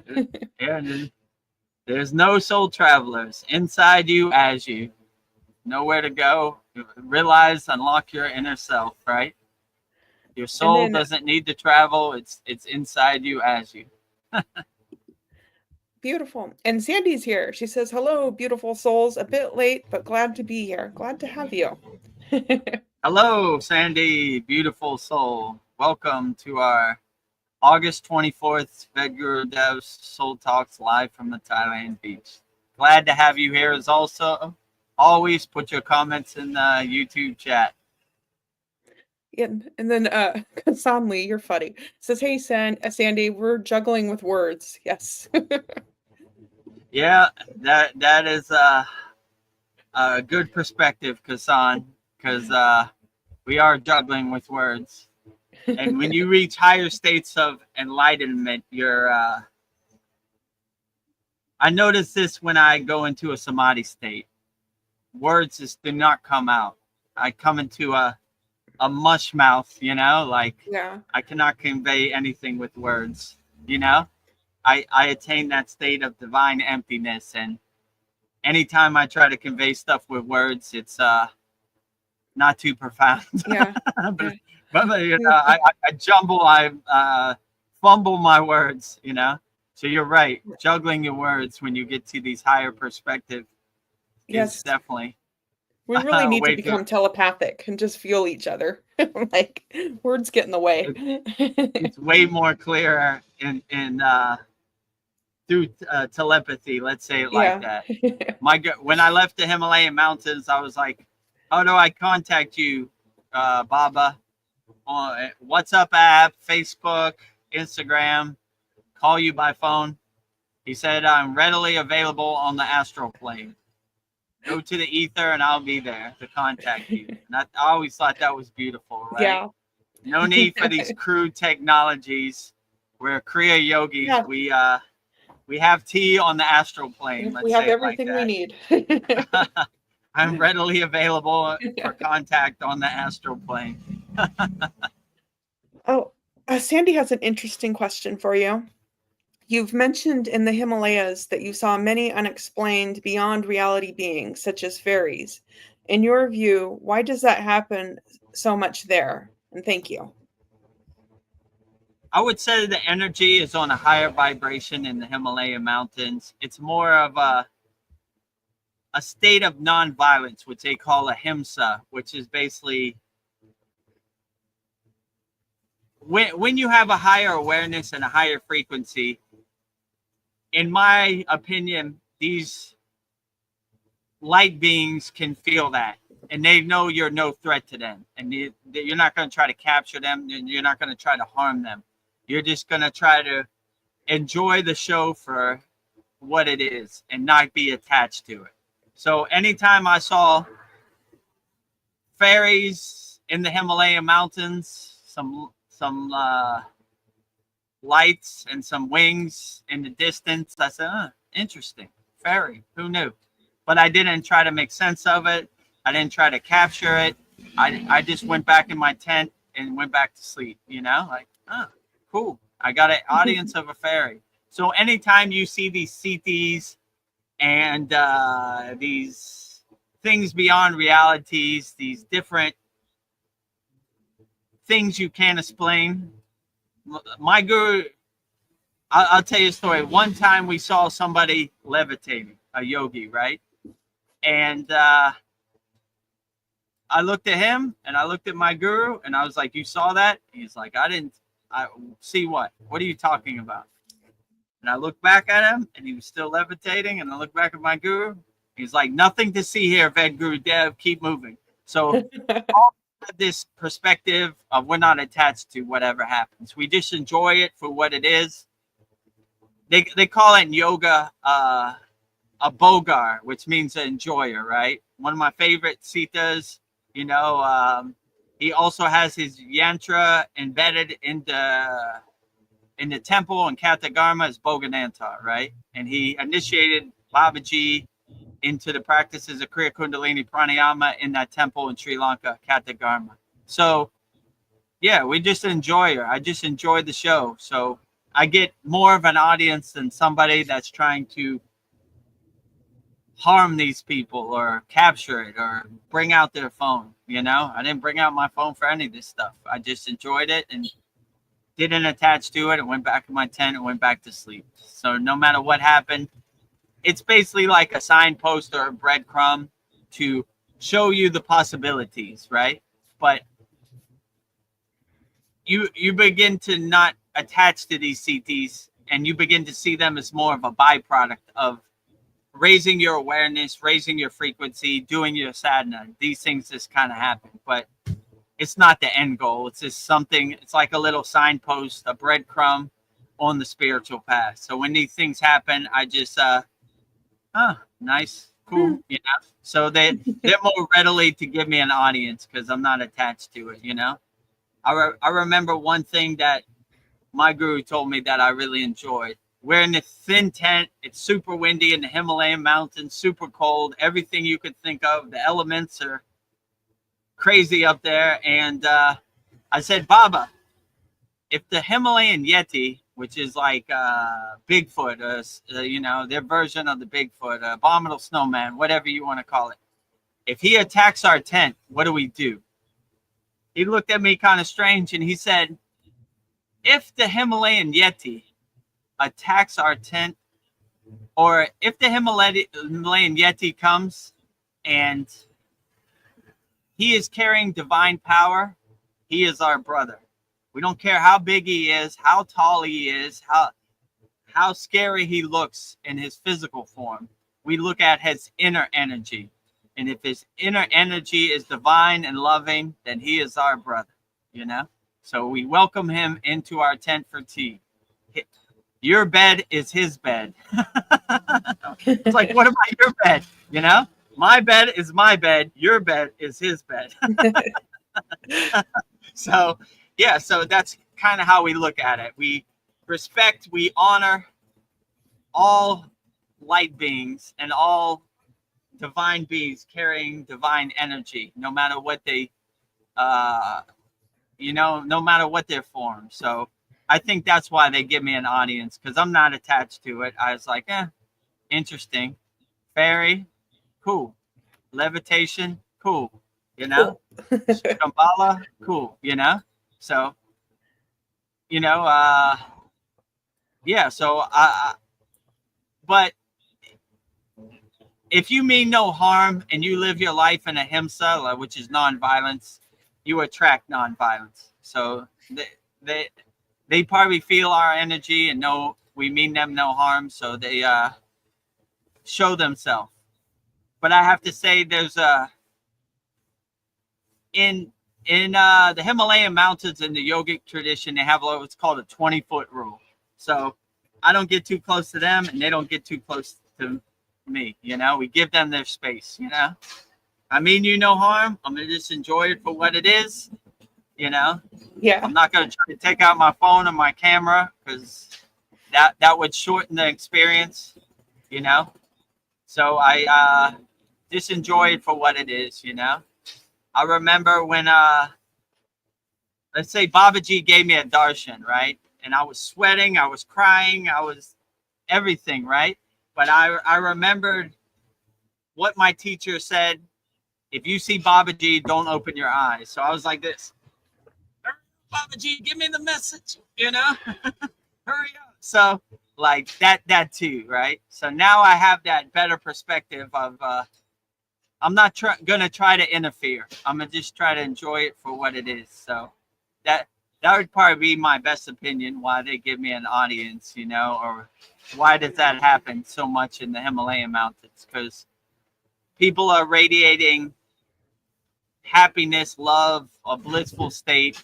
So it happens more up there. And there's no phone service. There's nothing to document, you know? So even if you wanted to, you probably couldn't, right? So, yeah, I would say that's probably why it happens more there. I would say the frequency, the energy is way more vibrant and vivid in the Himalayan mountains. Like when you go to the Himalayan mountains, you feel like a 24-hour a day loop of Om, right? Om. Everything is vibrating with Om. Maybe it's because the thousands of yogis have resonated Om in the Himalayan mountains. So it's a blissful, happy place for enlightened beings that don't want to be exposed to the glare of the Maya delusional world. Let's say it like that.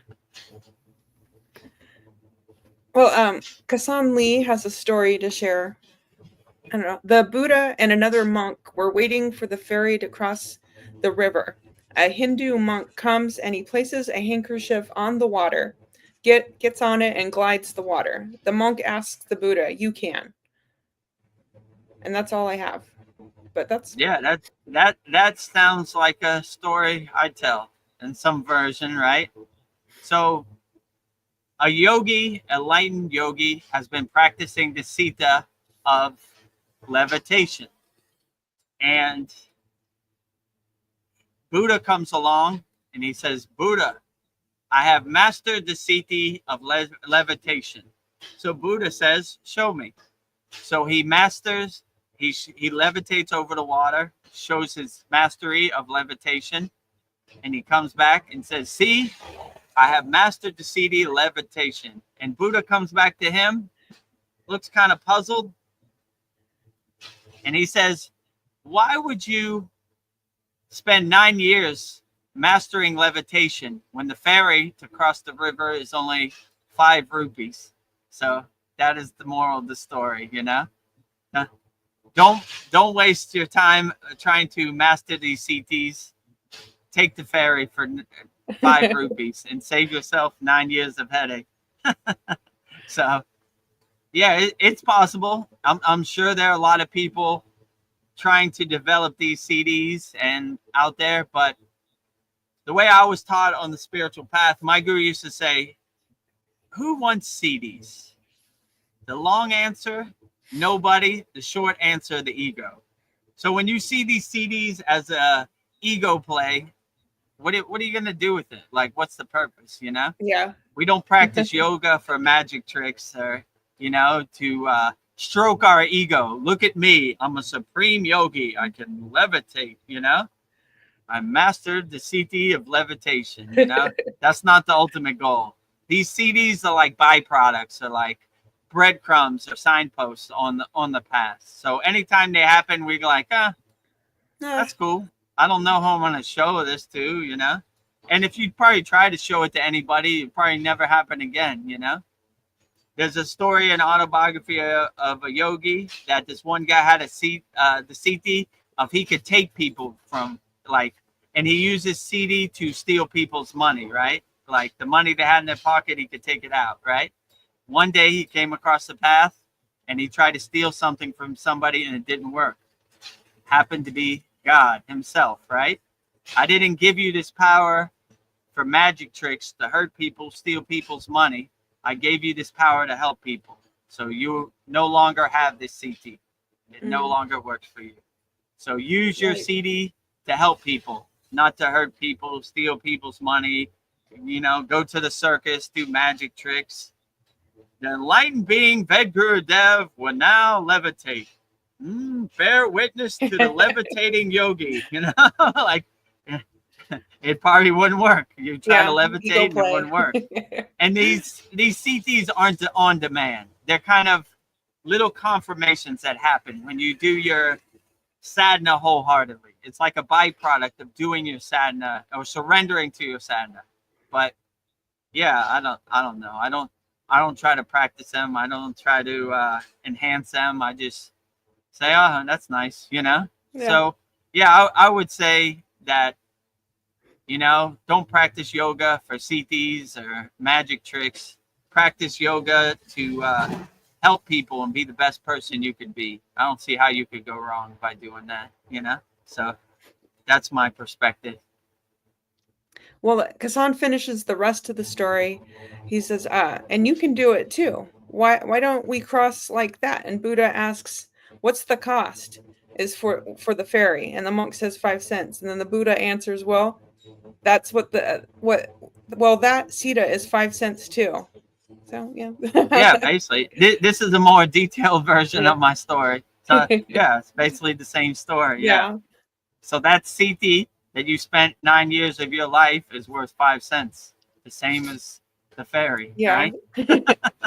To save yourself, to spend 5 rupees or 5 cents across the ferry. Yeah, so the real yogic perspective of these CTs is like, who needs it? What am I going to do? It's a cool magic trick, but it's not going to do my inner work for me. You know, it's just something that happens, you know, when I surrender myself to the path. So just enjoy it for what it is. Yeah. And yeah, let it be. Let it be. Let it be.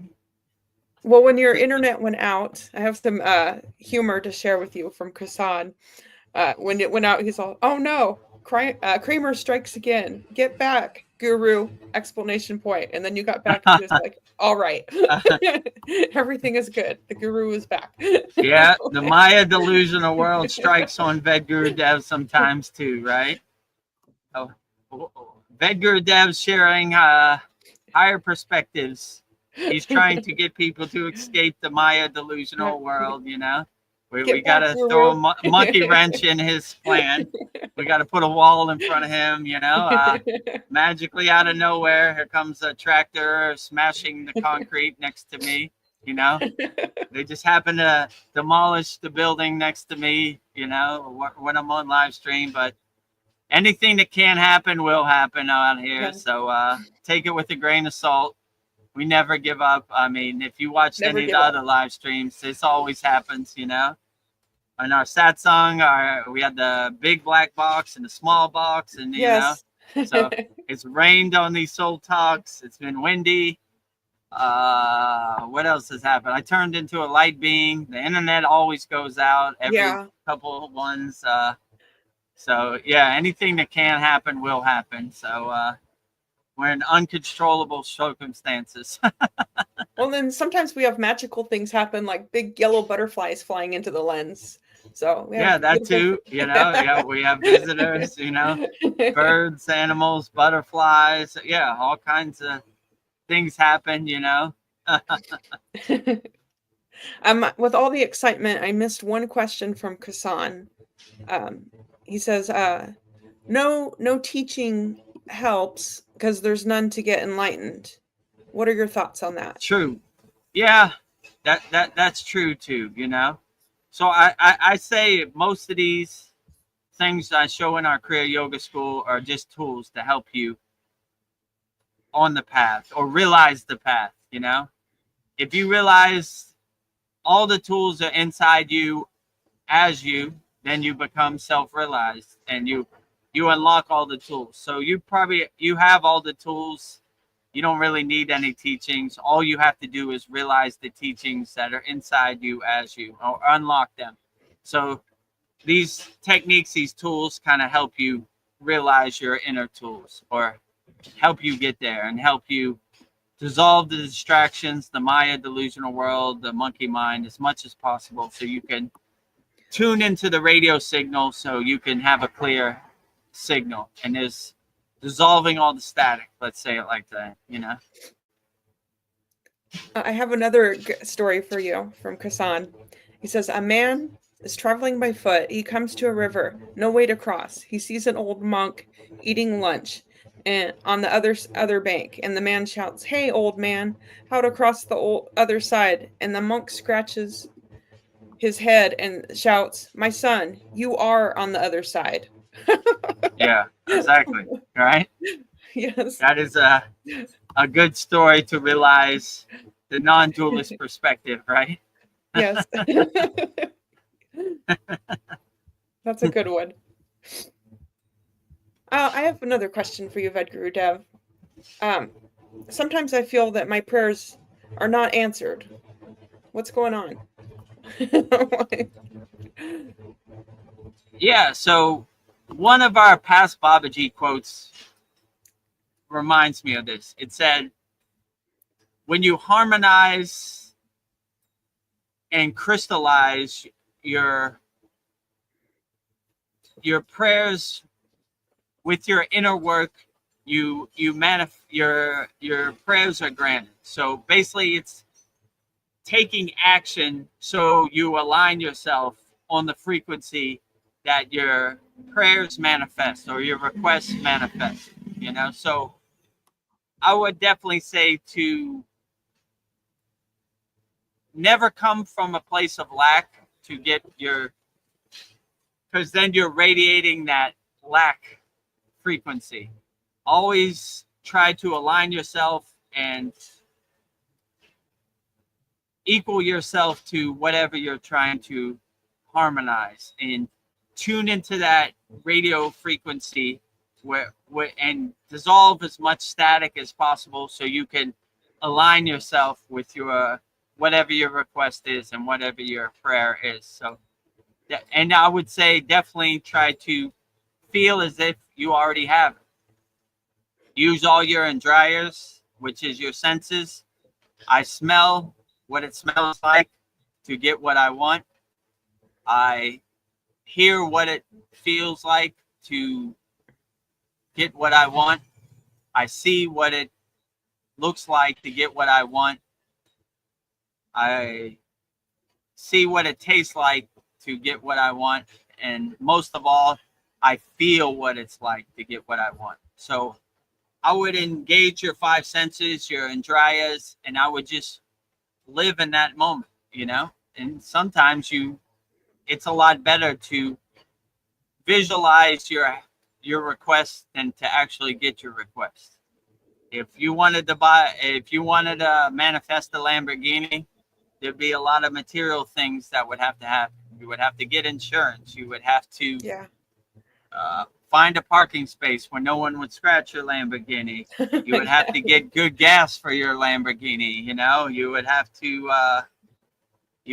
attract the wrong type of person when you get a Lamborghini. So a lot of these things are better in your third eye and your Agna chakra to see and manifest. Yeah. So less of a headache. I less of a headache. I prefer to have a Lamborghini inside me as me, and visualize it in my third eye. So so I would definitely say that that's a good perspective, you know, to have. You know, so just align yourself, harmonize yourself, and you will hopefully crystallize whatever your request you're trying to manifest.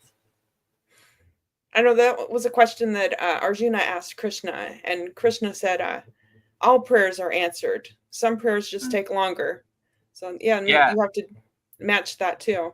Match the frequency. Is true. Like, in my opinion, God, ascended masters, spirit guides, they're on a different time frame. So what might be 10 months to you might be 1 minute for them. So you have to align the divine timing. So it happens on their time. So keep praying till you get what you want. In our Kriya Yoga school, we keep burning people's problems till they're gone. So it might not happen this week. It might not happen next week.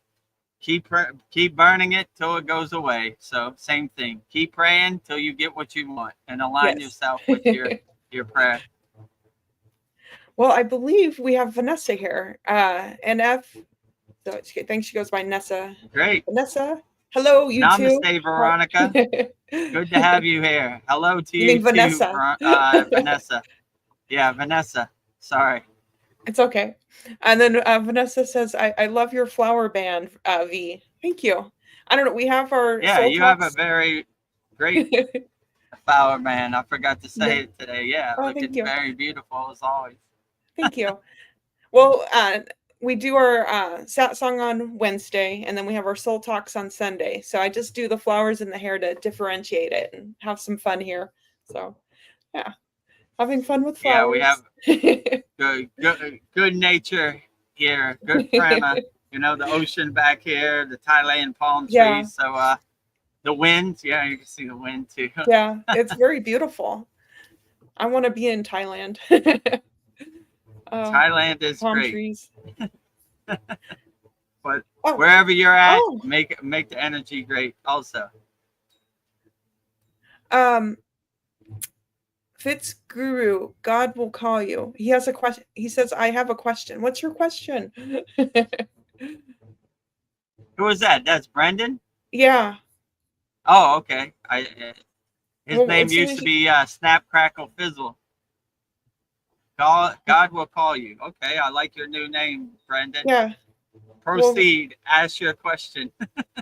As soon as I see it, I will ask it. Oh, he hasn't put it up yet.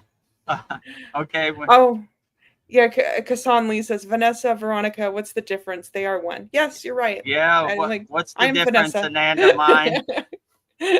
Vanessa is Veronica, and Veronica is Vanessa. We are all one collectively, right? I'm just a drop of water. There is no duality.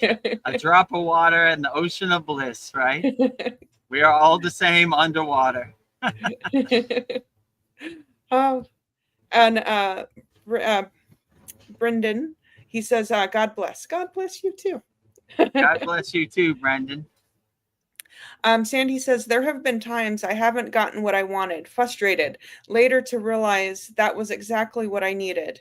We may not see the bigger picture yet, but our higher selves does. Exactly. Yeah. Yeah, I absolutely. Like some things I thought I really wanted, I realized later I didn't really want that. And that was a good teaching, right? So I always say Babaji is 2 years ahead of me. I'm just catching up to Babaji, right? So sometimes I get frustrated, like, why didn't I get what I want? I did all the right meditation techniques and I aligned myself and harmonized myself. But then I realized later that it was a good teaching that Yeah. Babaji, my higher self, knows best, that I didn't really need that, That was ego playing a trick on me, That was more ego food. They would say ego food, right? Like Ego food. you ask yourself who really wants this, and most of the time you say your ego wants this, right? Like so you don't always get what the ego wants. So yeah, I would definitely say I'm catching up to Babaji, and my higher self knows best. So sometimes it stops me from getting what I want, or getting in my own way, right? Yeah, we try to control everything, but just listen to our higher selves. Okay. Kassan says, oh, I know Fizz. He's going to become a teacher. Yeah, I think you already are, Fizz. Fizz is definitely a teacher, and we're helping him to guide people and help people as much as possible out there. That is for sure.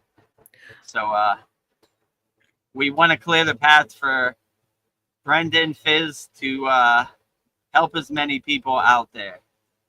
God will call you. So giving Brendan is a member of our Kriya Yoga School Masterclass. So trying to give him the tools to help clear the path and help as many people out there.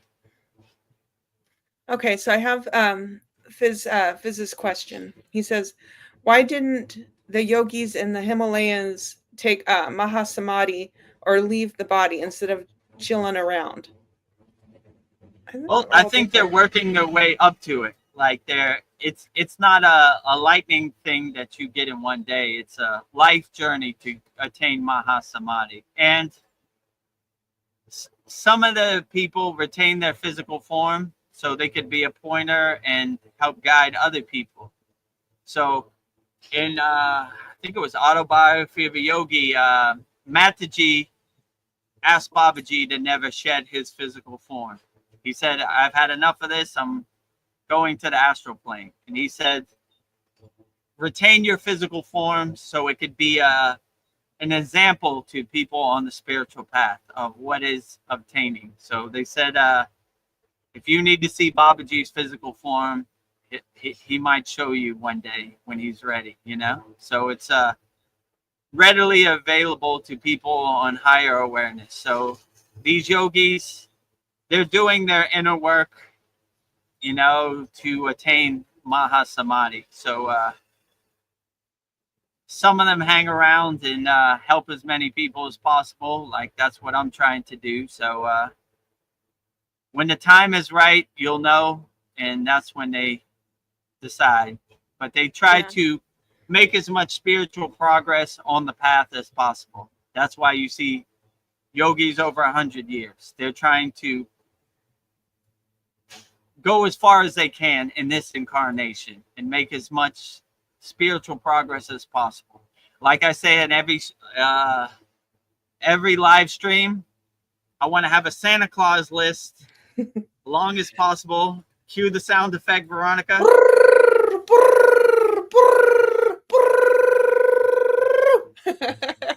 So I have so many names of people I've helped on the path that I'll be so undeniable, right? So if you give me the opportunity to help you, if you need help out there, subscribe to our YouTube channel, go to our free Kriya Yoga School, join our paid school, So so I want to have millions of names of people I help. So if I go in front of Babaji, the council of elders, whatever there is. Vedagurudev, in this incarnation, how many people did you help? Millions. Look at this Santa Claus list, right? And so you're so undeniable.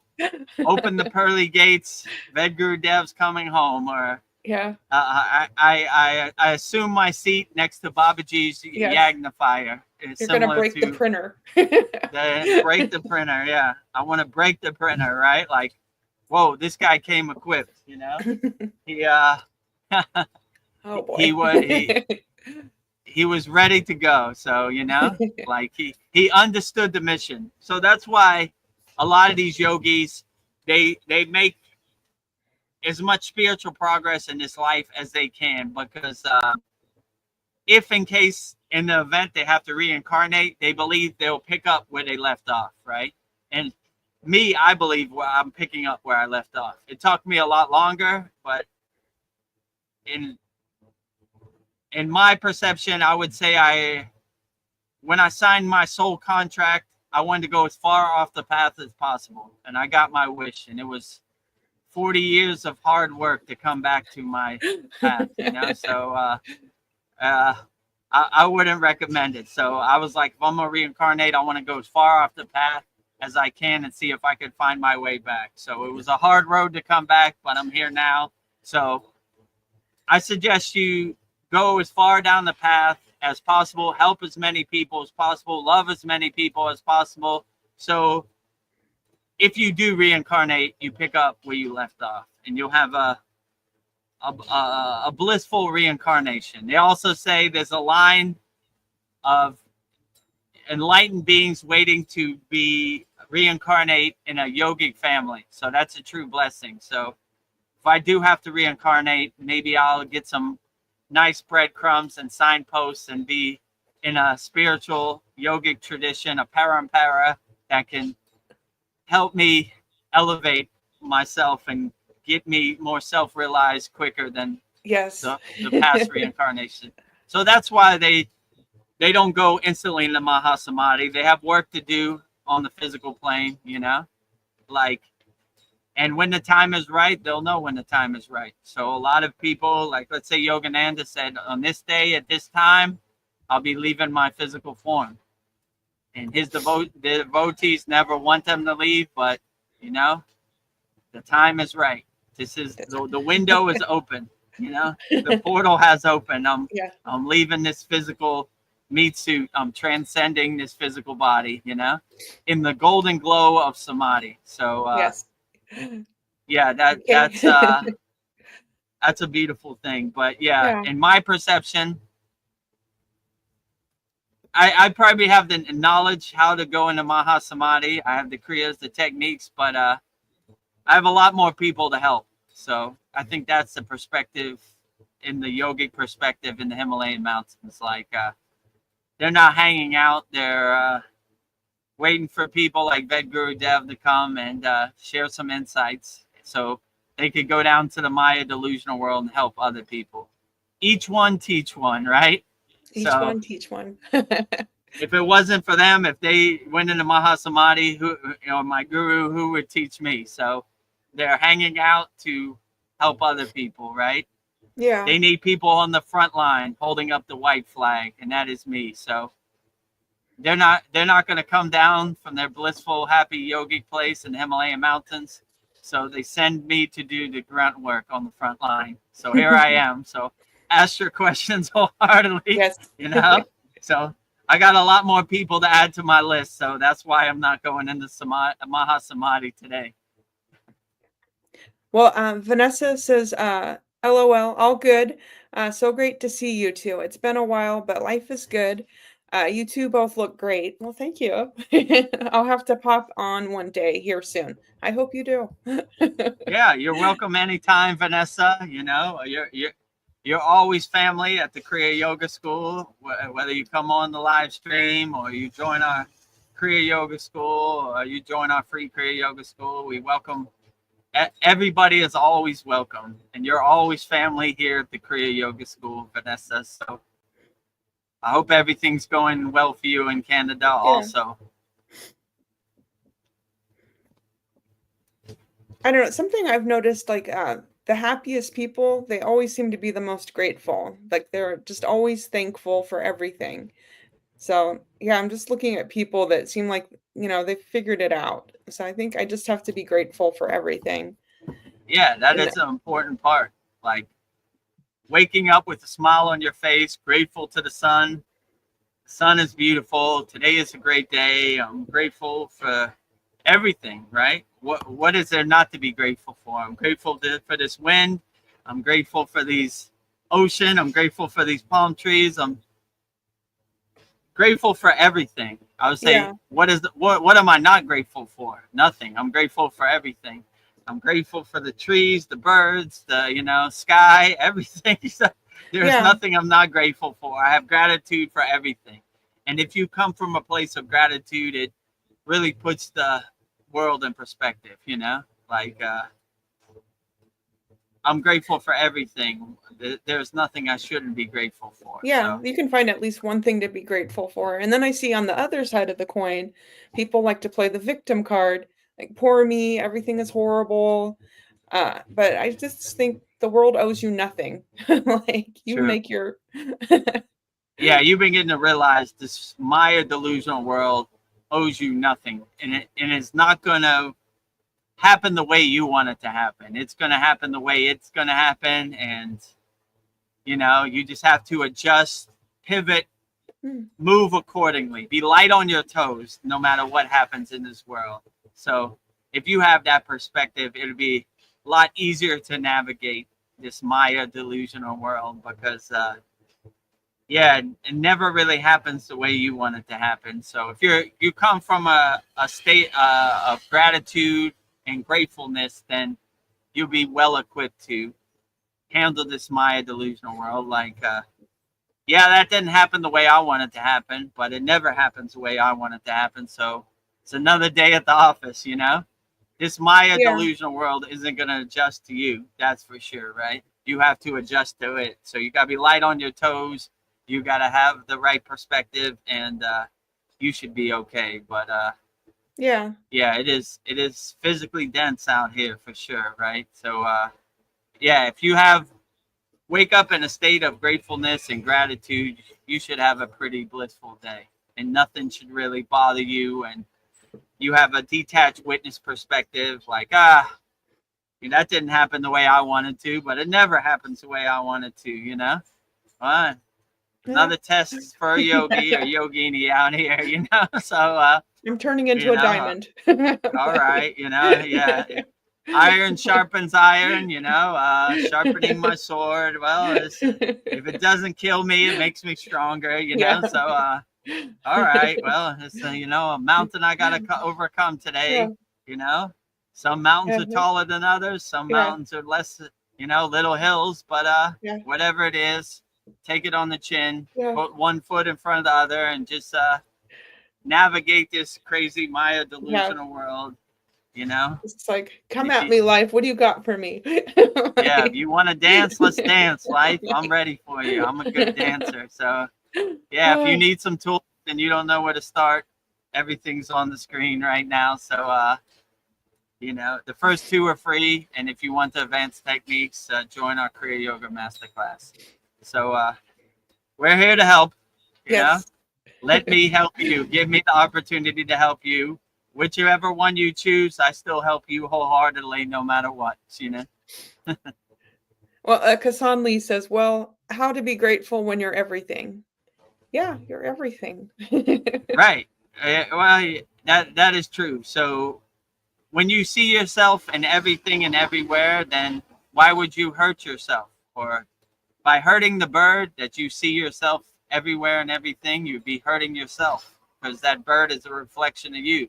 You see yourself in that bird, or you see yourself in nature, and so you start to become a mirror, a reflection of everything and everywhere. So you see yourself everywhere. So yeah, I would see yourself as everything and everywhere, and be a mirror reflecting inner divinity and everything everywhere from a non-dualistic angle. Kasan says, "I'm sorry, Vedagurudev.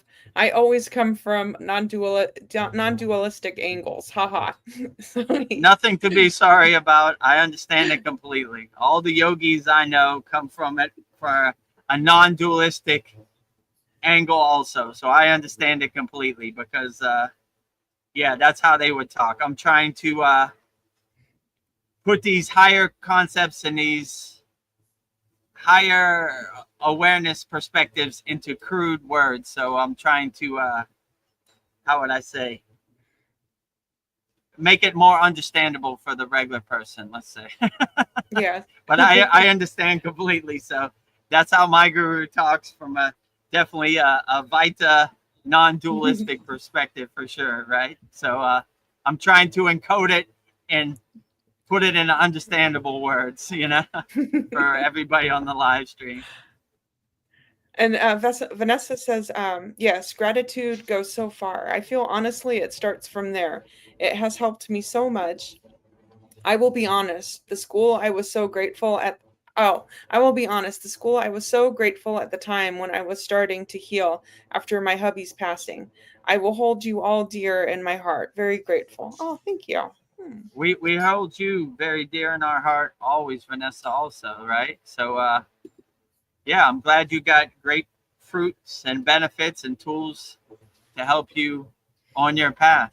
That's the greatest blessing I could ever ask for, you know? So yeah, I would definitely say starting from a place of gratefulness and gratitude, you'll get very far on the spiritual path and you'll have a good mindset and a good perspective always. So always be grateful for what you have, not what you don't have. And, you know, be happy. Life is so great when you can see the beauty and the awe and everything. And, you know, not come from a victim mentality, but come from a grateful mentality. And wake up with a smile on your face, enjoy the sun, enjoy the wind, enjoy the nature, enjoy the animals, enjoy everything. Become a Bogart and enjoyer.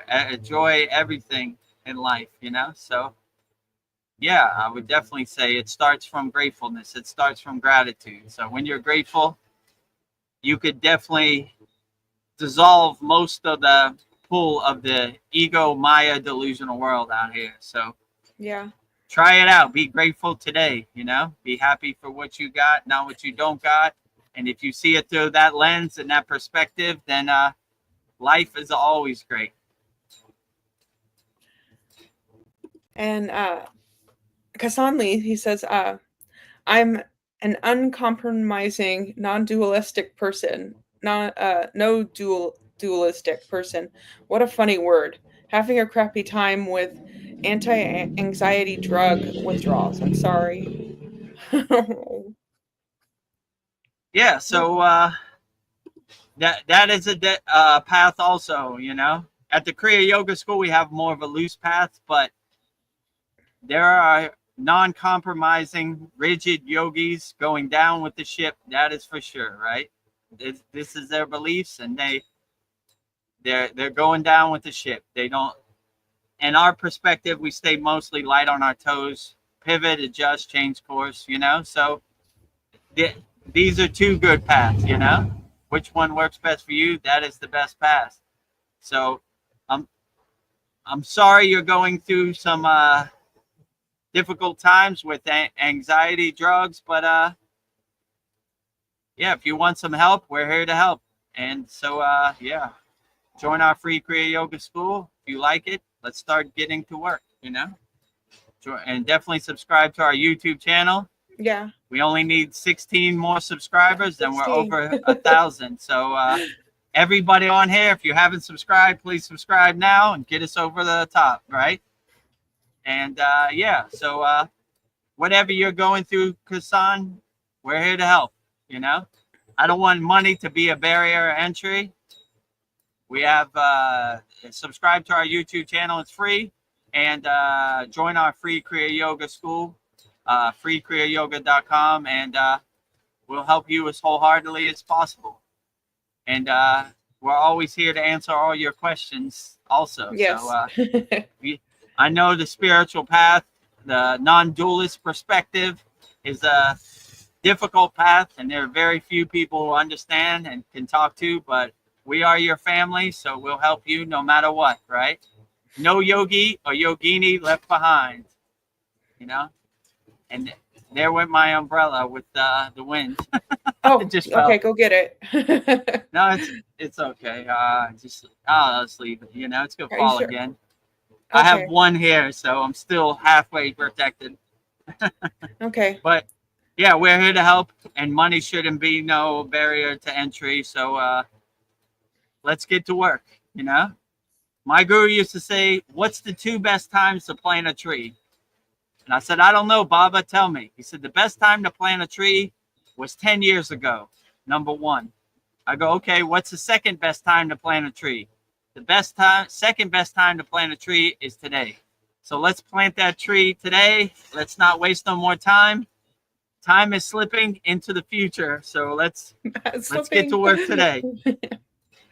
Right? Well, That's my song. Fly like an eagle. Yeah, Time fly. keeps on slipping into the future.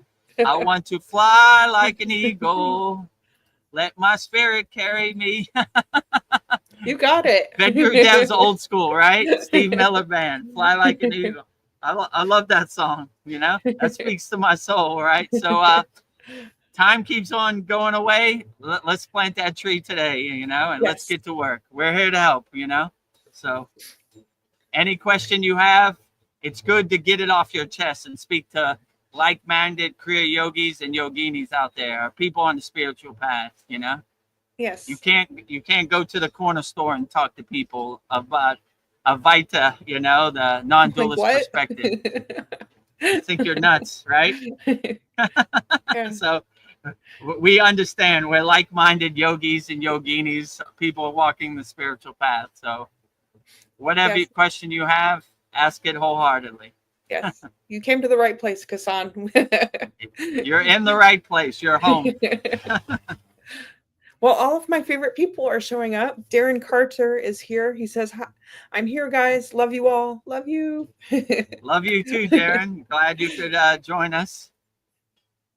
And then Sandy says, in Toronto, I had many students in my high school class 30 years ago who had immigrated from Sri Lanka. Oh, interesting. Nice.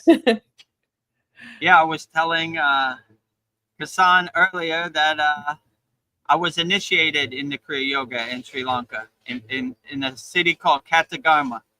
And come to find out later, that was the actual place where Boganantar initiated Babaji into the practices of Kriya Kundalini Pranayama. So Babaji's guru, Boganantar, his yantra is embedded and engraved into Katagarma temple, which is a Muruga temple. So Muruga is the king of the Tamils. So a lot of South Indian people and Sri Lankans believe in Muruga. I believe in Muruga too. So Muruga is excellent. So yeah, so in Katagarma temple, they have a shrine for Babaji. They used to have a big tree, but some wise guy cut down the tree. And as the story goes, he's no longer with us.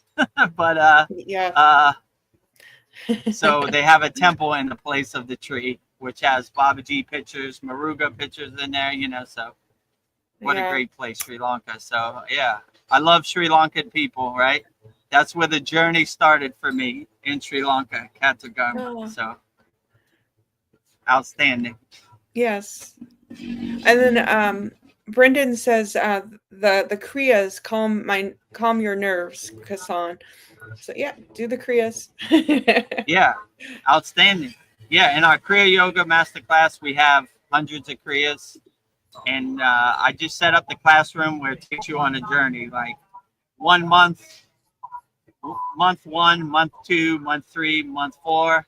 And this week we just had a very profound class where we taught the Samadhi Kriyas. So if you're really calm now, Brendan, go look at class 77 or 76. Yeah, that'll blow your mind. It'll really get you into a nice state. Let's say it like that, you know?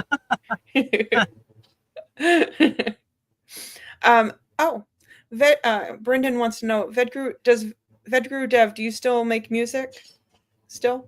Yeah, only for my personal use, you know. Sometimes I do, and I just do it because I enjoy mixing music, editing music, remixing music, putting music together. So yeah, I mostly do it for my own personal use, but you never know.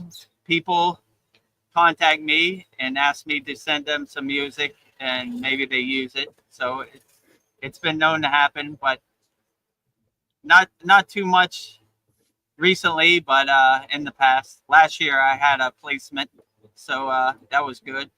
So Yeah. I still make music, but only because I enjoy it. Like, I don't want to do anything as a job.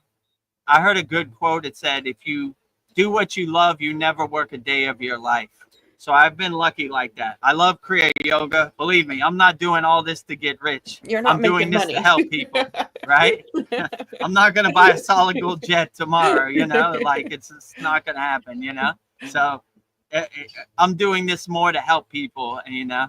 So, yeah, I just make, when I feel the urge, I will produce something, but it's only for my own personal enjoyment. I listen to it in the car or whatever. But lately, I've been so overwhelmed with the Kriya Yoga School, you know, that I haven't felt that urge. But maybe tomorrow I wake up and I feel like putting something together. It wouldn't surprise me. You get inspired. And Brendan wants to know, what does Guru Dev mean? I have seen other names the same, Guru Dev, but I know you're Vedagurudev. Yeah, so Guru Dev means a guide to God. Let's say it like that, right? So when I say like Jai Guru Dev, it means like all the praise to God, right? God is my ultimate God. You know, God is my ultimate God. I said that wrong. God is the ultimate guide on the spiritual path, right? Like God is my shining north star, right? He is my lighthouse, guiding me to the right way, right? So when my ship is lost at sea, God shines the light to bring me back to shore. So that's kind of what it means. Like all the glory to God, right? God is the ultimate guru, right? He is the highest guru beyond all physical forms. Like there is no higher guru than God. So that's what it means. Dev means God, and guru means like a guide, right? I mean, that's how I look at it. Not like a physical person. So yeah, when you say Jai Guru Dev or like Jai Guru Deva, that means like all the glory to the highest guru of all, God, you know, the source. So that's basically what it means. And it means that in my name, Diksha, too. Ved means, because my guru is Swami Vedananda Saraswati, right? So he basically co-signs all his disciples, like Ved Muni, everybody starts with Ved, right? It basically means that we are his devotees. We come from his camp. He is co-signing us, right? So, and guru means like a guide, and dev means a guide to God. So that when you hear Jai Guru Deva, that's basically what they're saying. God is the ultimate guru, you know? So all the glory to God, right? There is no higher guru than God, right? So always choose God over a physical guru. God is the best guru.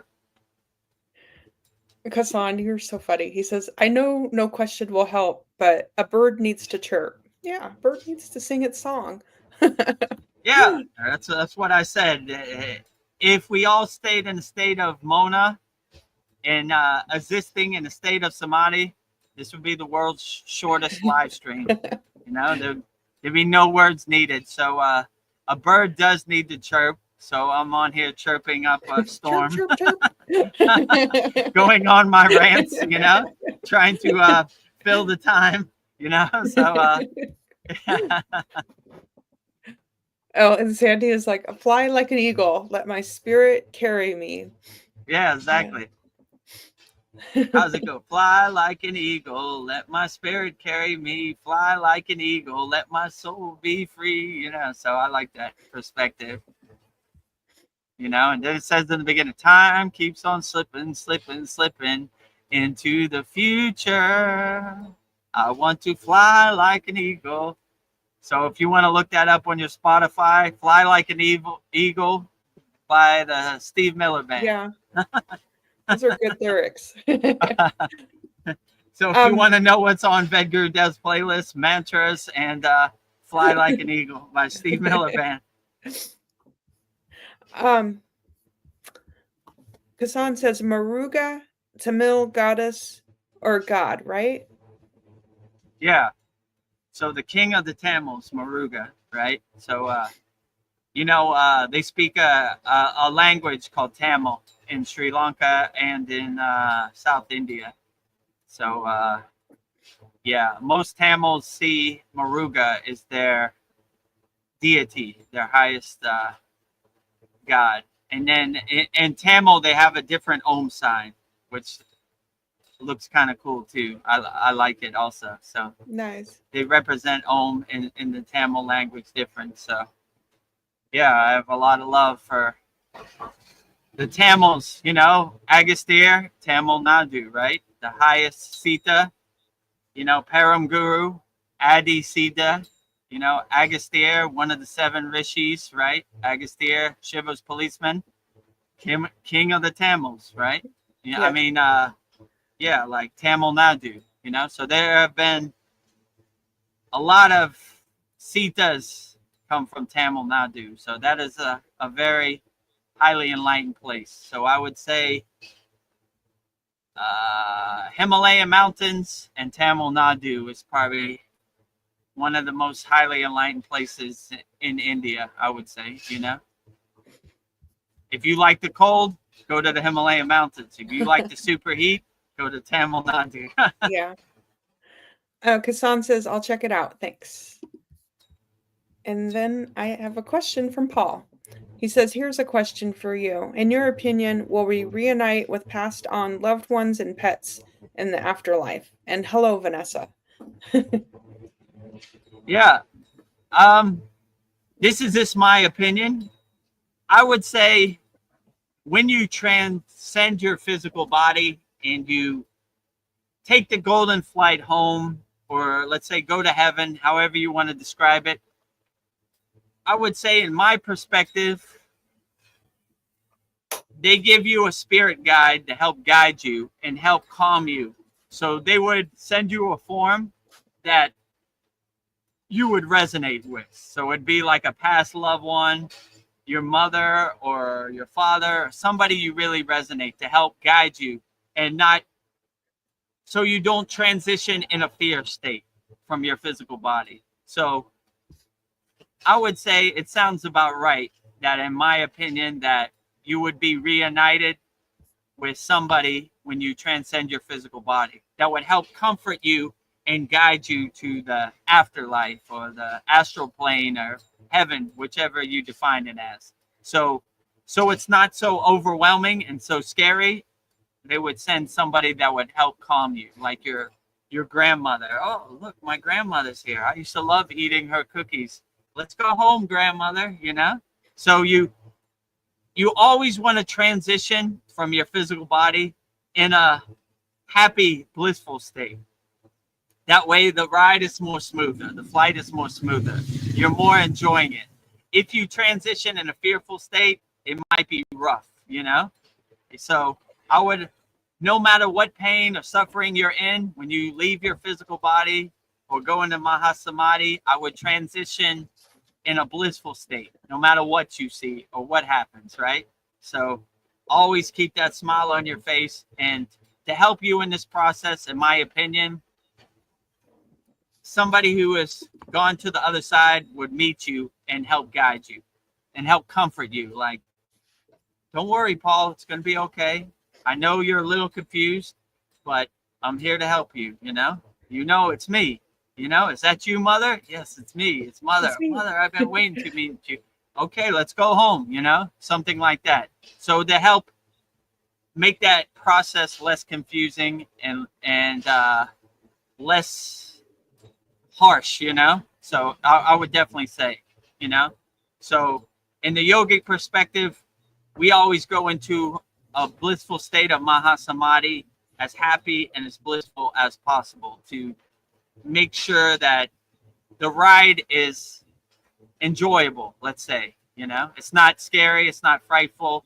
So no matter what happens, be a fearless yogini or yogi when you ascend your physical body. Because the state you transition in is the state that you want to be in, right? So no matter how much you are in pain or hurt, always transition in a blissful state, I would definitely say, you know? So that's my perspective. And to comfort you and help you feel okay about the things you can't make sense of when you transition, I would say somebody or whatever you resonate with, whatever form you resonate with is, or whoever you love the most, they would be there to meet you and guide you on the way home, I would say, and take the divine flight home. Congratulations, you've won the lottery. You're taking the golden flight home. So I would definitely say some loved ones would be there to help guide you and connect your spirit and your energy with to merge with the source, or show you the ropes, you know? The first day of school, you know? This is where we eat lunch. This is how we do this. Okay, all right, you know? Because it might be a little overwhelming for a lot of people if they didn't have somebody to guide them. So, yeah. Well, Sandy says that we can also connect with our loved ones in spirit now. So, Yeah, absolutely. I would agree with you. You know, my father passed away in 2020, and I make it a point to leave my door open for him to come home, whatever form, you know. So yeah, sometimes I've seen birds land on his picture on my shrine. So yeah, I agree with you. Keep the door open, you know. Keep the connection ready. Yeah. And Darren Carter says we never left heaven. I think Dev has put that very well. What happens to us? Yeah, well put. Yeah, true. Well, yeah. When you realize your inner self, or you realize you have God realization, you know you're in a state of heaven 24 hours a day. Like I said, go in your closet, close the door, and you will be in your heaven inside you as you. You don't need to go anywhere. You don't need to spend money. You could connect to your loved ones. You could be in your happy place always, right? You know, in our school we have a great meditation, Nanda Bliss meditation, going to your happy place. So yeah, feel your heaven on earth, you know? No need to wait till you leave your physical body. Gassan has a funny story to share. He says that one Zen teacher used to come up to the stage and a chill silent for half an hour till the audience gets uncomfortable and then suddenly shout, "Wake up!" and then hit the mic with his fan and rush away. LOL. That sounds insane. Yeah, I mean, different, you know, different yogis or spiritual masters or spiritual traditions have different techniques. But yeah, you know, yeah, that's a different perspective to put it, you know. Yeah. Well, if you're in a blissful state, then why would you want them to wake up? Stay in that blissful state. Yeah. So when I went to a lot of initiations, we do an asana called Shavasana, which is the corpse pose. You lay on your back, you spread your arms and your feet, and you just exist in a comfortable state, right? Relaxing deeply. And many people fall asleep. And when they fall asleep, that is almost the point. You want to relax so deeply that you transition into sleep. I mean, Yoga Nidra is a advanced Shavasana, right? So that is the point. So why would you want to shock them and wake them up, right? Put the mic in the fan, right? Yeah, Kassan right? says shock therapy, exclamation point. Yes. I guess, people have different techniques, but I would say if you're in a calm, blissful state, I wouldn't want you to wake up. I want you to maintain that state. That is the point of Shavasana, the corpse pose, Yoga Nidra, basically transitioning blissfully into the sleeping state, not waking up, and I would suggest if you're trying to awaken your Kundalini, you don't scare the snake by shocking it. Wake up, snake. Yeah. I'm going to fight you, You might have some dangerous side effects, but I'm more for the perspective of slowly and gently, not shocking anybody into any situation. Because in our practice, we go slowly and gently and relax and comfort in our states, whatever Kriya we're doing. No shocking, only slowly and gently. Yes, gentle. It's a here. blissful, comfortable state, I don't know. This isn't a question. It's just like an observation that I'm noticing. Like, I feel like the strongest people are the ones that are the most quiet, gentle, simple, and private. That they're not loud. I don't know. I feel like those people are the strongest. Yeah, maybe when you're I would agree. That's what my guru said. People who talk about meditation don't know meditation. People who don't talk about meditation know meditation, So silent and gentle, coming from a place of helping, non-harming, ahimsa, right? Non-violence, non-shocking. But I don't know. Some people might need that jump start, So there are many paths to the mountaintop. You figure out which one's the best for you. So maybe you need the shock. Maybe you're so lost in the sauce that you need that shock therapy to break you out of the Maya delusional world. Yeah. Maybe you're already on the spiritual path and you resonate with more calm and gentle. Yeah, Kasan, he says that, he was trying to shake the ego self of the audience. Okay. I think that worked. Yeah, could be. Or maybe it added to the ego, Like, I don't like this guy. He scared me, So I don't know, I don't like to judge anybody else's techniques or path. Whatever works best for you. Like I said, some people might need that jump start to their car, like shock the ego, shock the ego out of you. Or some people go slowly and gently, subtly as the detached witness. Well, we're at that 3-hour mark, and I know that Thailand sun eats your head. So, how are you doing? Yeah, I'm okay. I mean, we could go another 20 minutes, or if anybody has any last minute questions, let's put them in the YouTube chat so we can get to you. Sandy says, I'm an introvert, however, I can be loud when excited or singing. Yeah, that's your soul's sing away. Some people, the best teacher is silence, and some people, like me included, when I try to live a more monistic kind of life, like a more silent life. But when those songs come on, those bhajans and those kirtans, I sing wholeheartedly for my anahata. I open my heart chakra, and many a times, like I said before, when I was in the Himalayan mountains, my guru said, Vedagurudev, too much bhakti, right? Too loud, right? I said, from my mouth to God's ear, right? Never too loud, right? Singing wholeheartedly, right? So I don't know where that bhakti, that bhava power comes from, but when it's singing time, I sing wholeheartedly. And you could just ask the people in Uttarakhand, in the water hut. I was you're a legend. When it came mantra japa time, I was a legend, right? And I told the story before. My guru got a microphone and a speaker, right? So he told the guy installing it, just don't tell Vedagurudev we have a microphone and speakers. And I surely found out. And that was a blissful day for me at the ashram, Gayatri, Om Bhu Bhuvasvaha, Tat Sat Viturvaraniam, Bhargo Deva Satimahi, Diayona Pretro Dayat. So many a day I vibrated the Himalayan mountains and the village below. So I guess I'm legendary. They tell ghost Yes. stories about Like, what happened to that Vedagurudev. guy? What happened to that foreigner guy? Man, he sure loved Gayatri.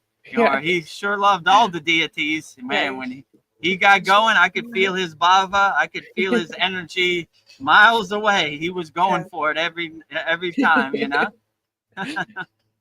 Oh, Sandy says that she can belt some opera, for example. LOL. Oh, that's wonderful. Oh, nice. Yeah, outstanding, right? Yeah, I encourage that, right? Yeah, sing wholeheartedly from your heart chakra, Anahata, right? So let it go unconditionally. What's better than that? The best bhakti of all. Oh, Paul says, a wasp stung me on the ear. I did locate and destroy the nest. Additionally, I squashed 2 roaches and a spider. Any bad karma on me for that? I don't know. You broke up some families. Well, I wouldn't, you know, I wouldn't, you know.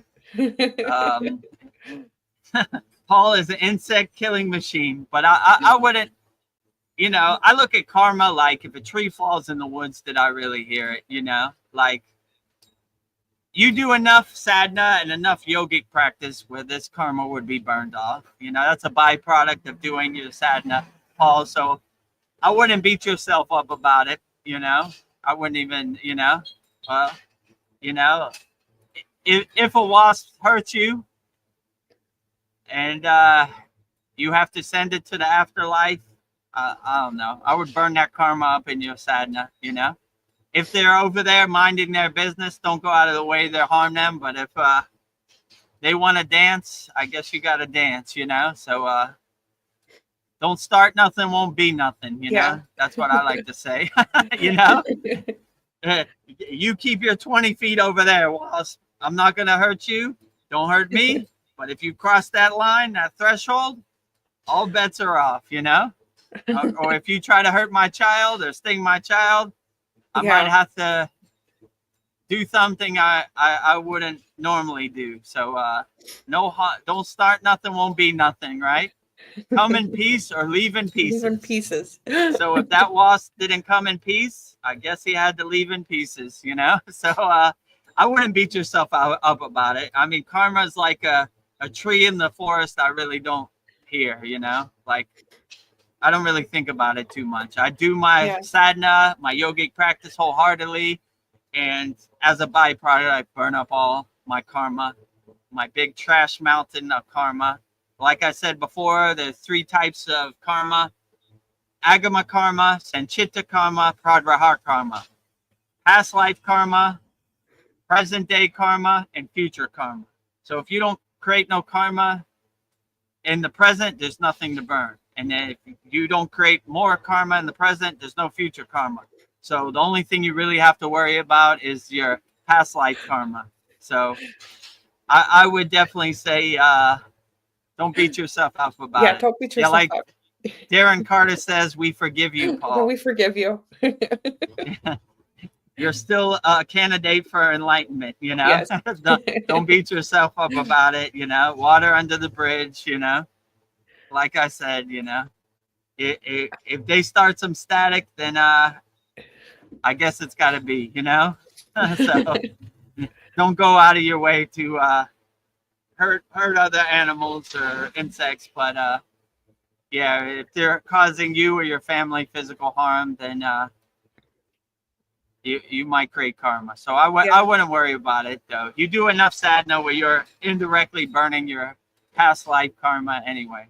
So, well, if I can, go ahead. Yeah, go ahead.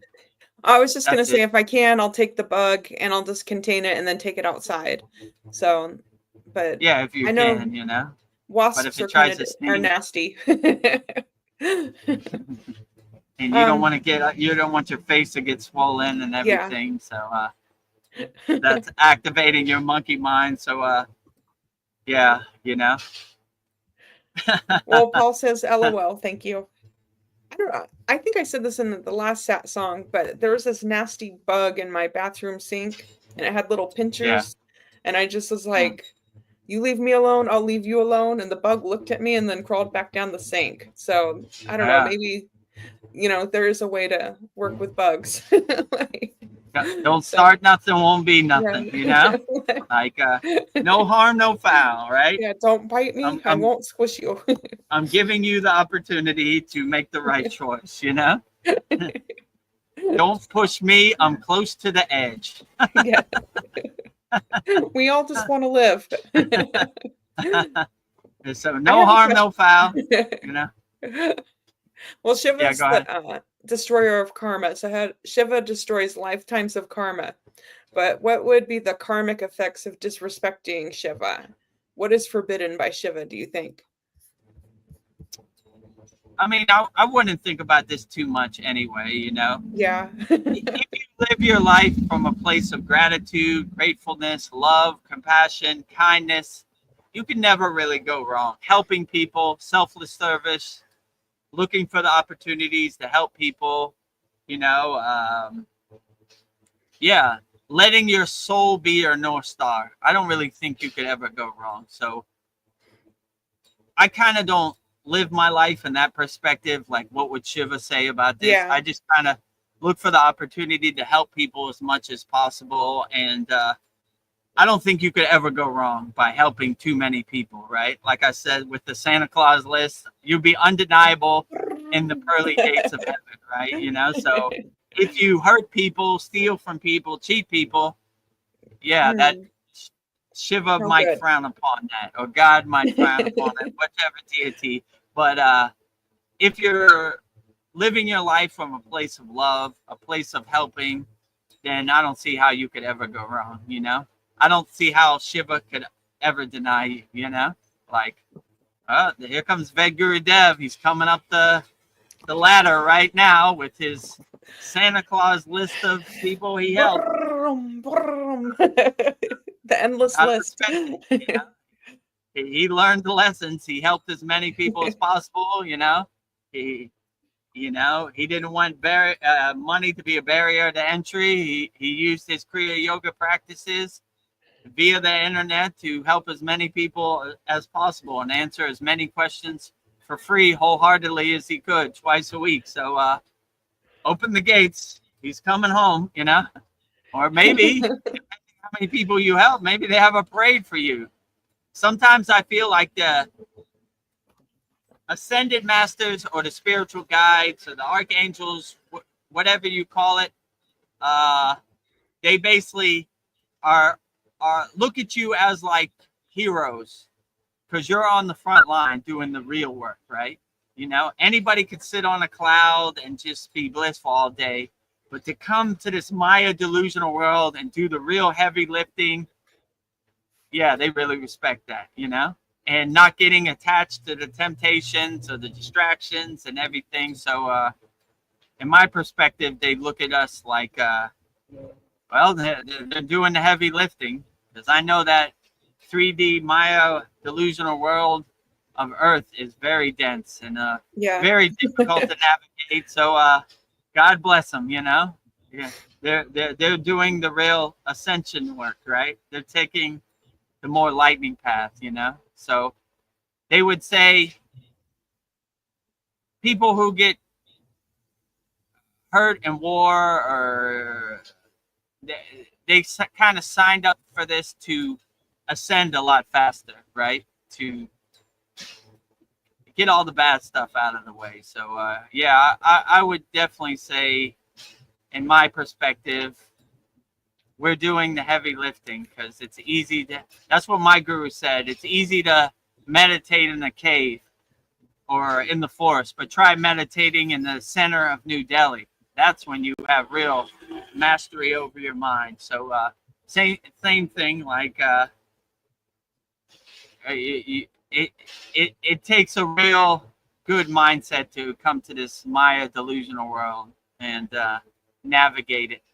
So if you can make it out on the other side, then it's a blessing, truly. So, but I know when I ascend, I'm gonna be like, whew, no more. That's enough for me. Too dense, right? Yes. Here's the Santa Claus list. I'm done. I'm staying home, you know? Kasan Lee, he says the ego self is a contracted energy in the body. Here and now is the beginning of it. A newborn baby has no self-awareness, ego, consciousness, no here and now. He or she is God. What are your thoughts?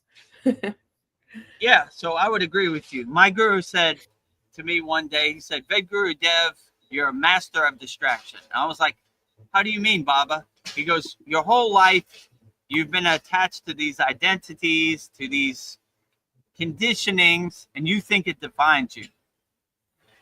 Take all that trash out to the curb and throw it away. It no longer serves you.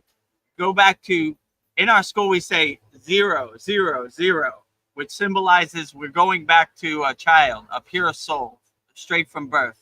No conditioning, no distractions, not a care in the world, enjoying the sun, being happy, you know, being a blissful, pure soul child.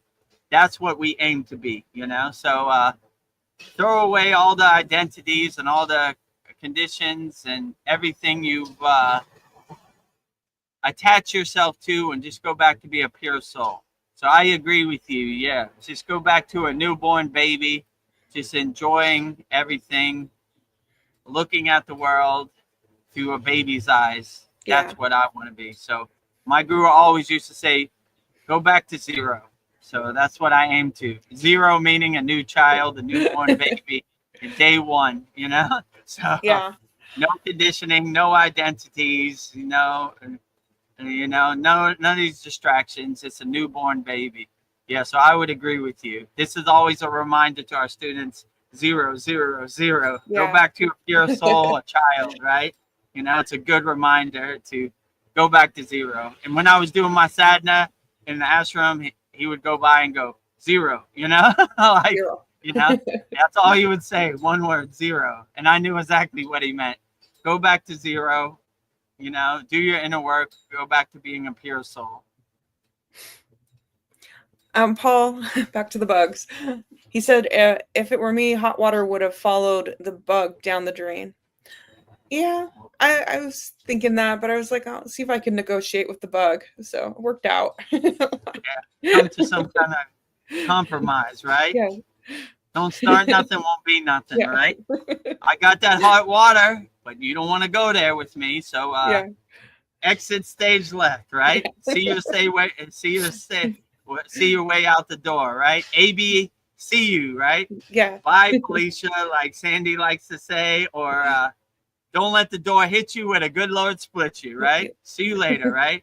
I'm giving you a grace period, right? A couple moments to make the right decision.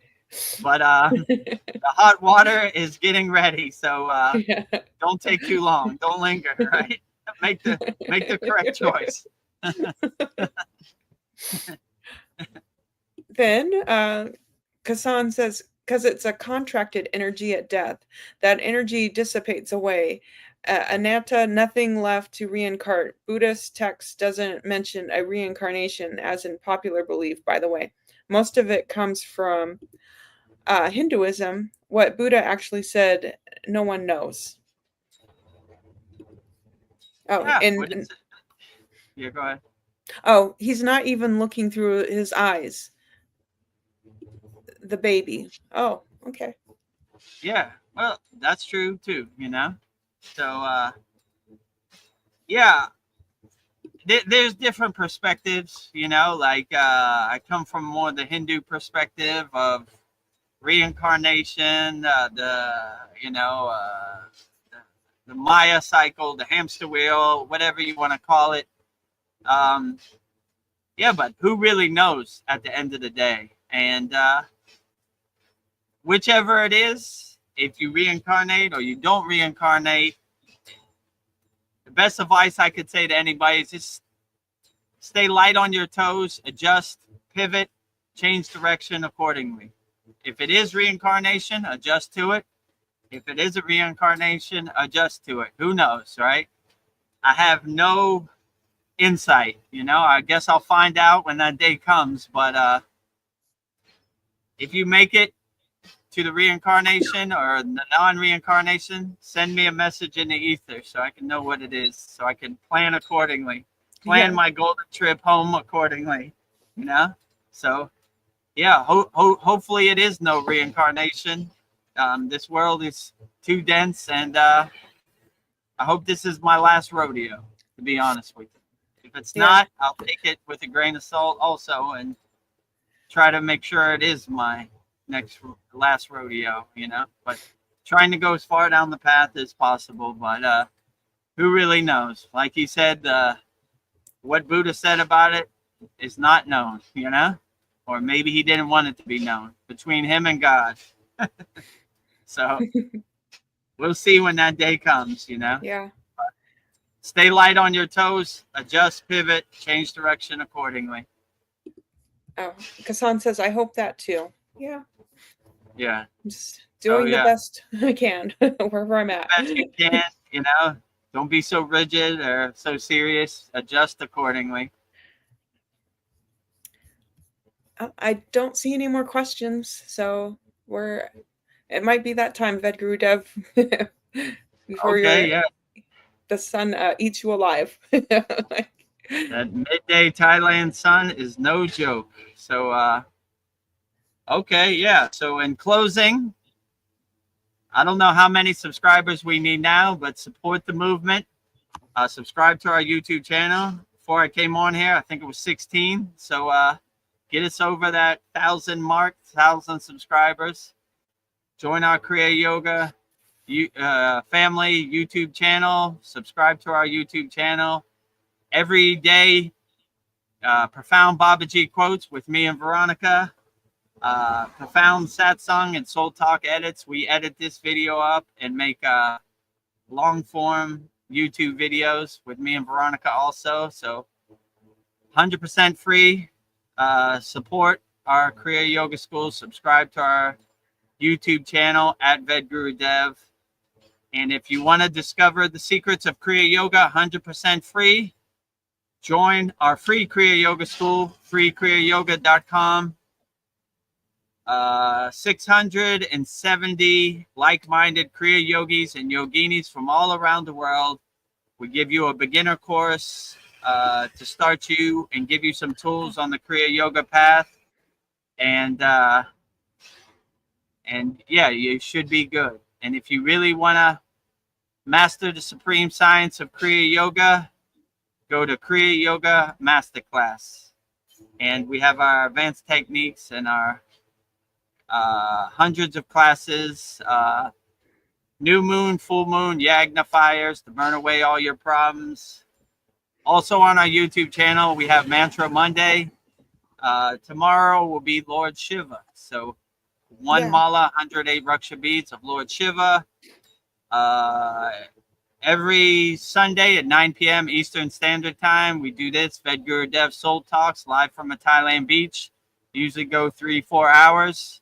And every Wednesday at 9 p.m. Eastern Standard Time, we do our satsang live stream. Usually go 3-4 hours. So, and every Saturday at 11 a.m. Eastern Standard Time, we go and do our class. This last week, we had a very profound class.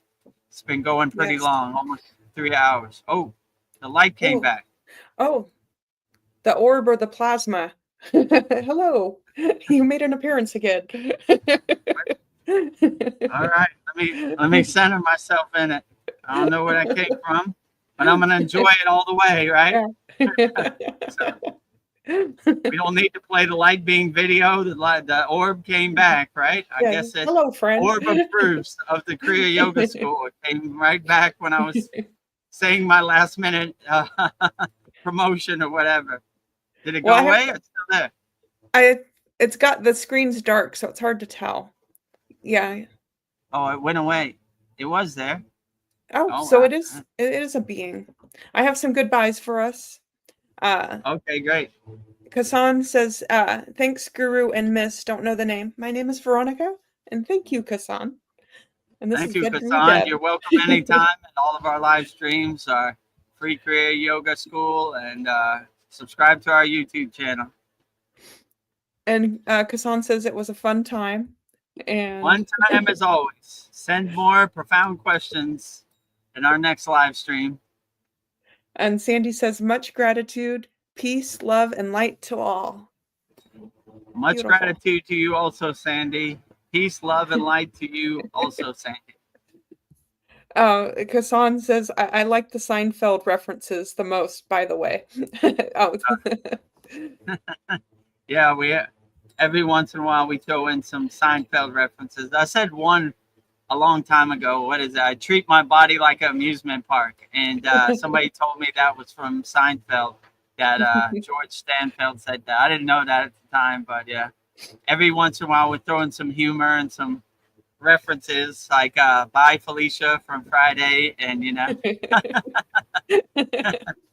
Keep on ABC your way out. Kassan says ectoplasm. Ectoplasma. Trying to manifest. Sandy says giddy up, Kramer. Kitty out, yeah. And then Kassan Lee says Miss Veronica. Yes, I'm Miss Veronica. And then Kassan Lee sends us a heart emoji. Thank you for the heart. Thank you for the heart emoji, Hassan. Yeah, so I like the Seinfeld reference I had earlier. What was it? The soup Nazi? What'd I say? Yeah. Suffering. I'm the suffering Nazi. No suffering for you. No Yeah. suffering for you. No suffering for you. Yeah. You I go. don't want it. Suffering. You go. I do not want a bowl of that. Suffering. You go. Ego. You go. You go. No ego for you. You go. Oh, and Kassan is saying goodbye to Sandy. Later's Sandy and later's Fizz. And Later, Sandy and Fizz. And a heart emoji and peace symbol from Sandy. Send all those heart emojis and peace symbols. You know, our school is a emoji-filled school. Yes. Yeah, and I think I just want to say, as much as this world bothers me, there's a lot of amazing people in this world, and I'm grateful to have them all in my life. And I'm grateful for everybody that came here tonight to share in our SAT song. So, yeah, you all are amazing. So thank you for coming. So I have a lot to be grateful for. I agree with you. There's a lot to be grateful. There's a lot of good people out there. You know, there's a lot of great energy out there. So yeah, I agree with you 100%, you know. So there's a lot of blissful divine energy out here, and I enjoyed sharing the energy and the blissful fun times that we have on these Soul Talks every Sunday at 9 p.m. So grateful to everybody out there. Yeah, keep sending good energy, keep loving people, keep helping people, keep being kind to people, keep being compassionate to people, and you can never go wrong. Yeah, I think that's what it's all about. Oh, I'm feeling the love. So yeah. Well, I guess all things have to come to an end. I love you all. We love you all out there. Yes. Wherever you're at, sending divine energy. Join our loving Kriya Yoga family. Support the movement. No cost. 100% free. Join our YouTube channel. Join our free Kriya Yoga school. 100% free. So yeah, I guess with that said, let's wrap it up. Is there one last one? Namaste, right? Oh, he snuck it right in. Namaste. Namaste. Last minute comment. Namaste to you also, Kassan. So in closing, I will say Babaji's Mula mantra. Anytime you feel overwhelmed, I will give you mantra diksha for Babaji's direct phone number. And his direct phone number is Om Kriya Babaji Namo Om. And Veronica will say it so beautifully right now. Om Kriya Babaji Nama Om.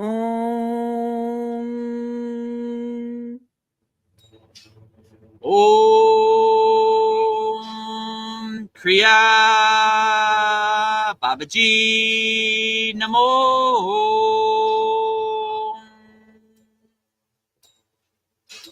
And in closing, we will say the Shanti Universal Peace Mantra, sending peace and love to all people all around the world.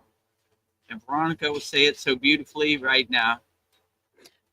Om Shanti, Shanti, Shanti. Shalom. Sat Nam Sadhu Tao Em. Spirit Swami Kami. Amen, Amen, Omen, Selah Hom. Om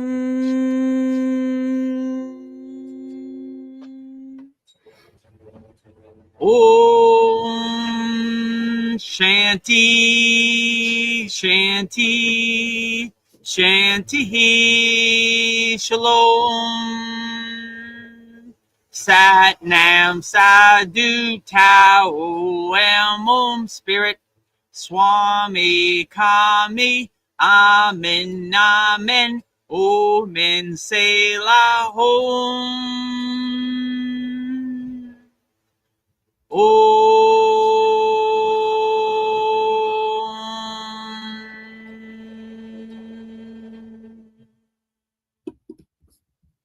Are you feeling spiritually lost, like you've tried everything, YouTube videos, online courses, even meditation apps, but still something is missing? Wondering, is this all there is? The world is loud and chaotic, and your soul is overwhelmed, craving inner peace, but you can't find your way back to yourself.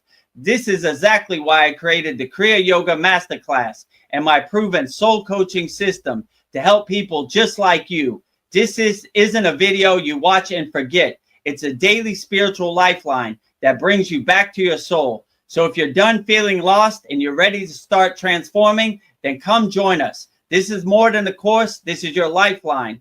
Go to kriyayogamasterclass.com. Kriya Babaji Namo.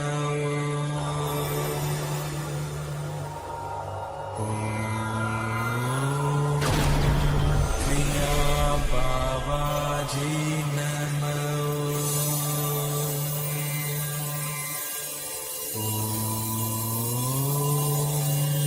Kriya Babaji Namo.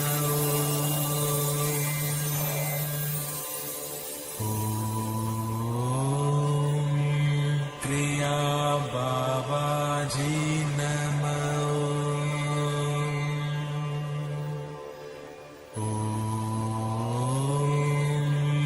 Kriya Babaji Namo.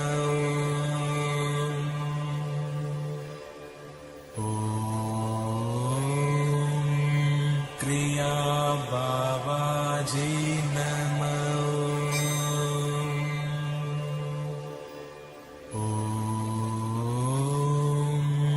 Kriya Babaji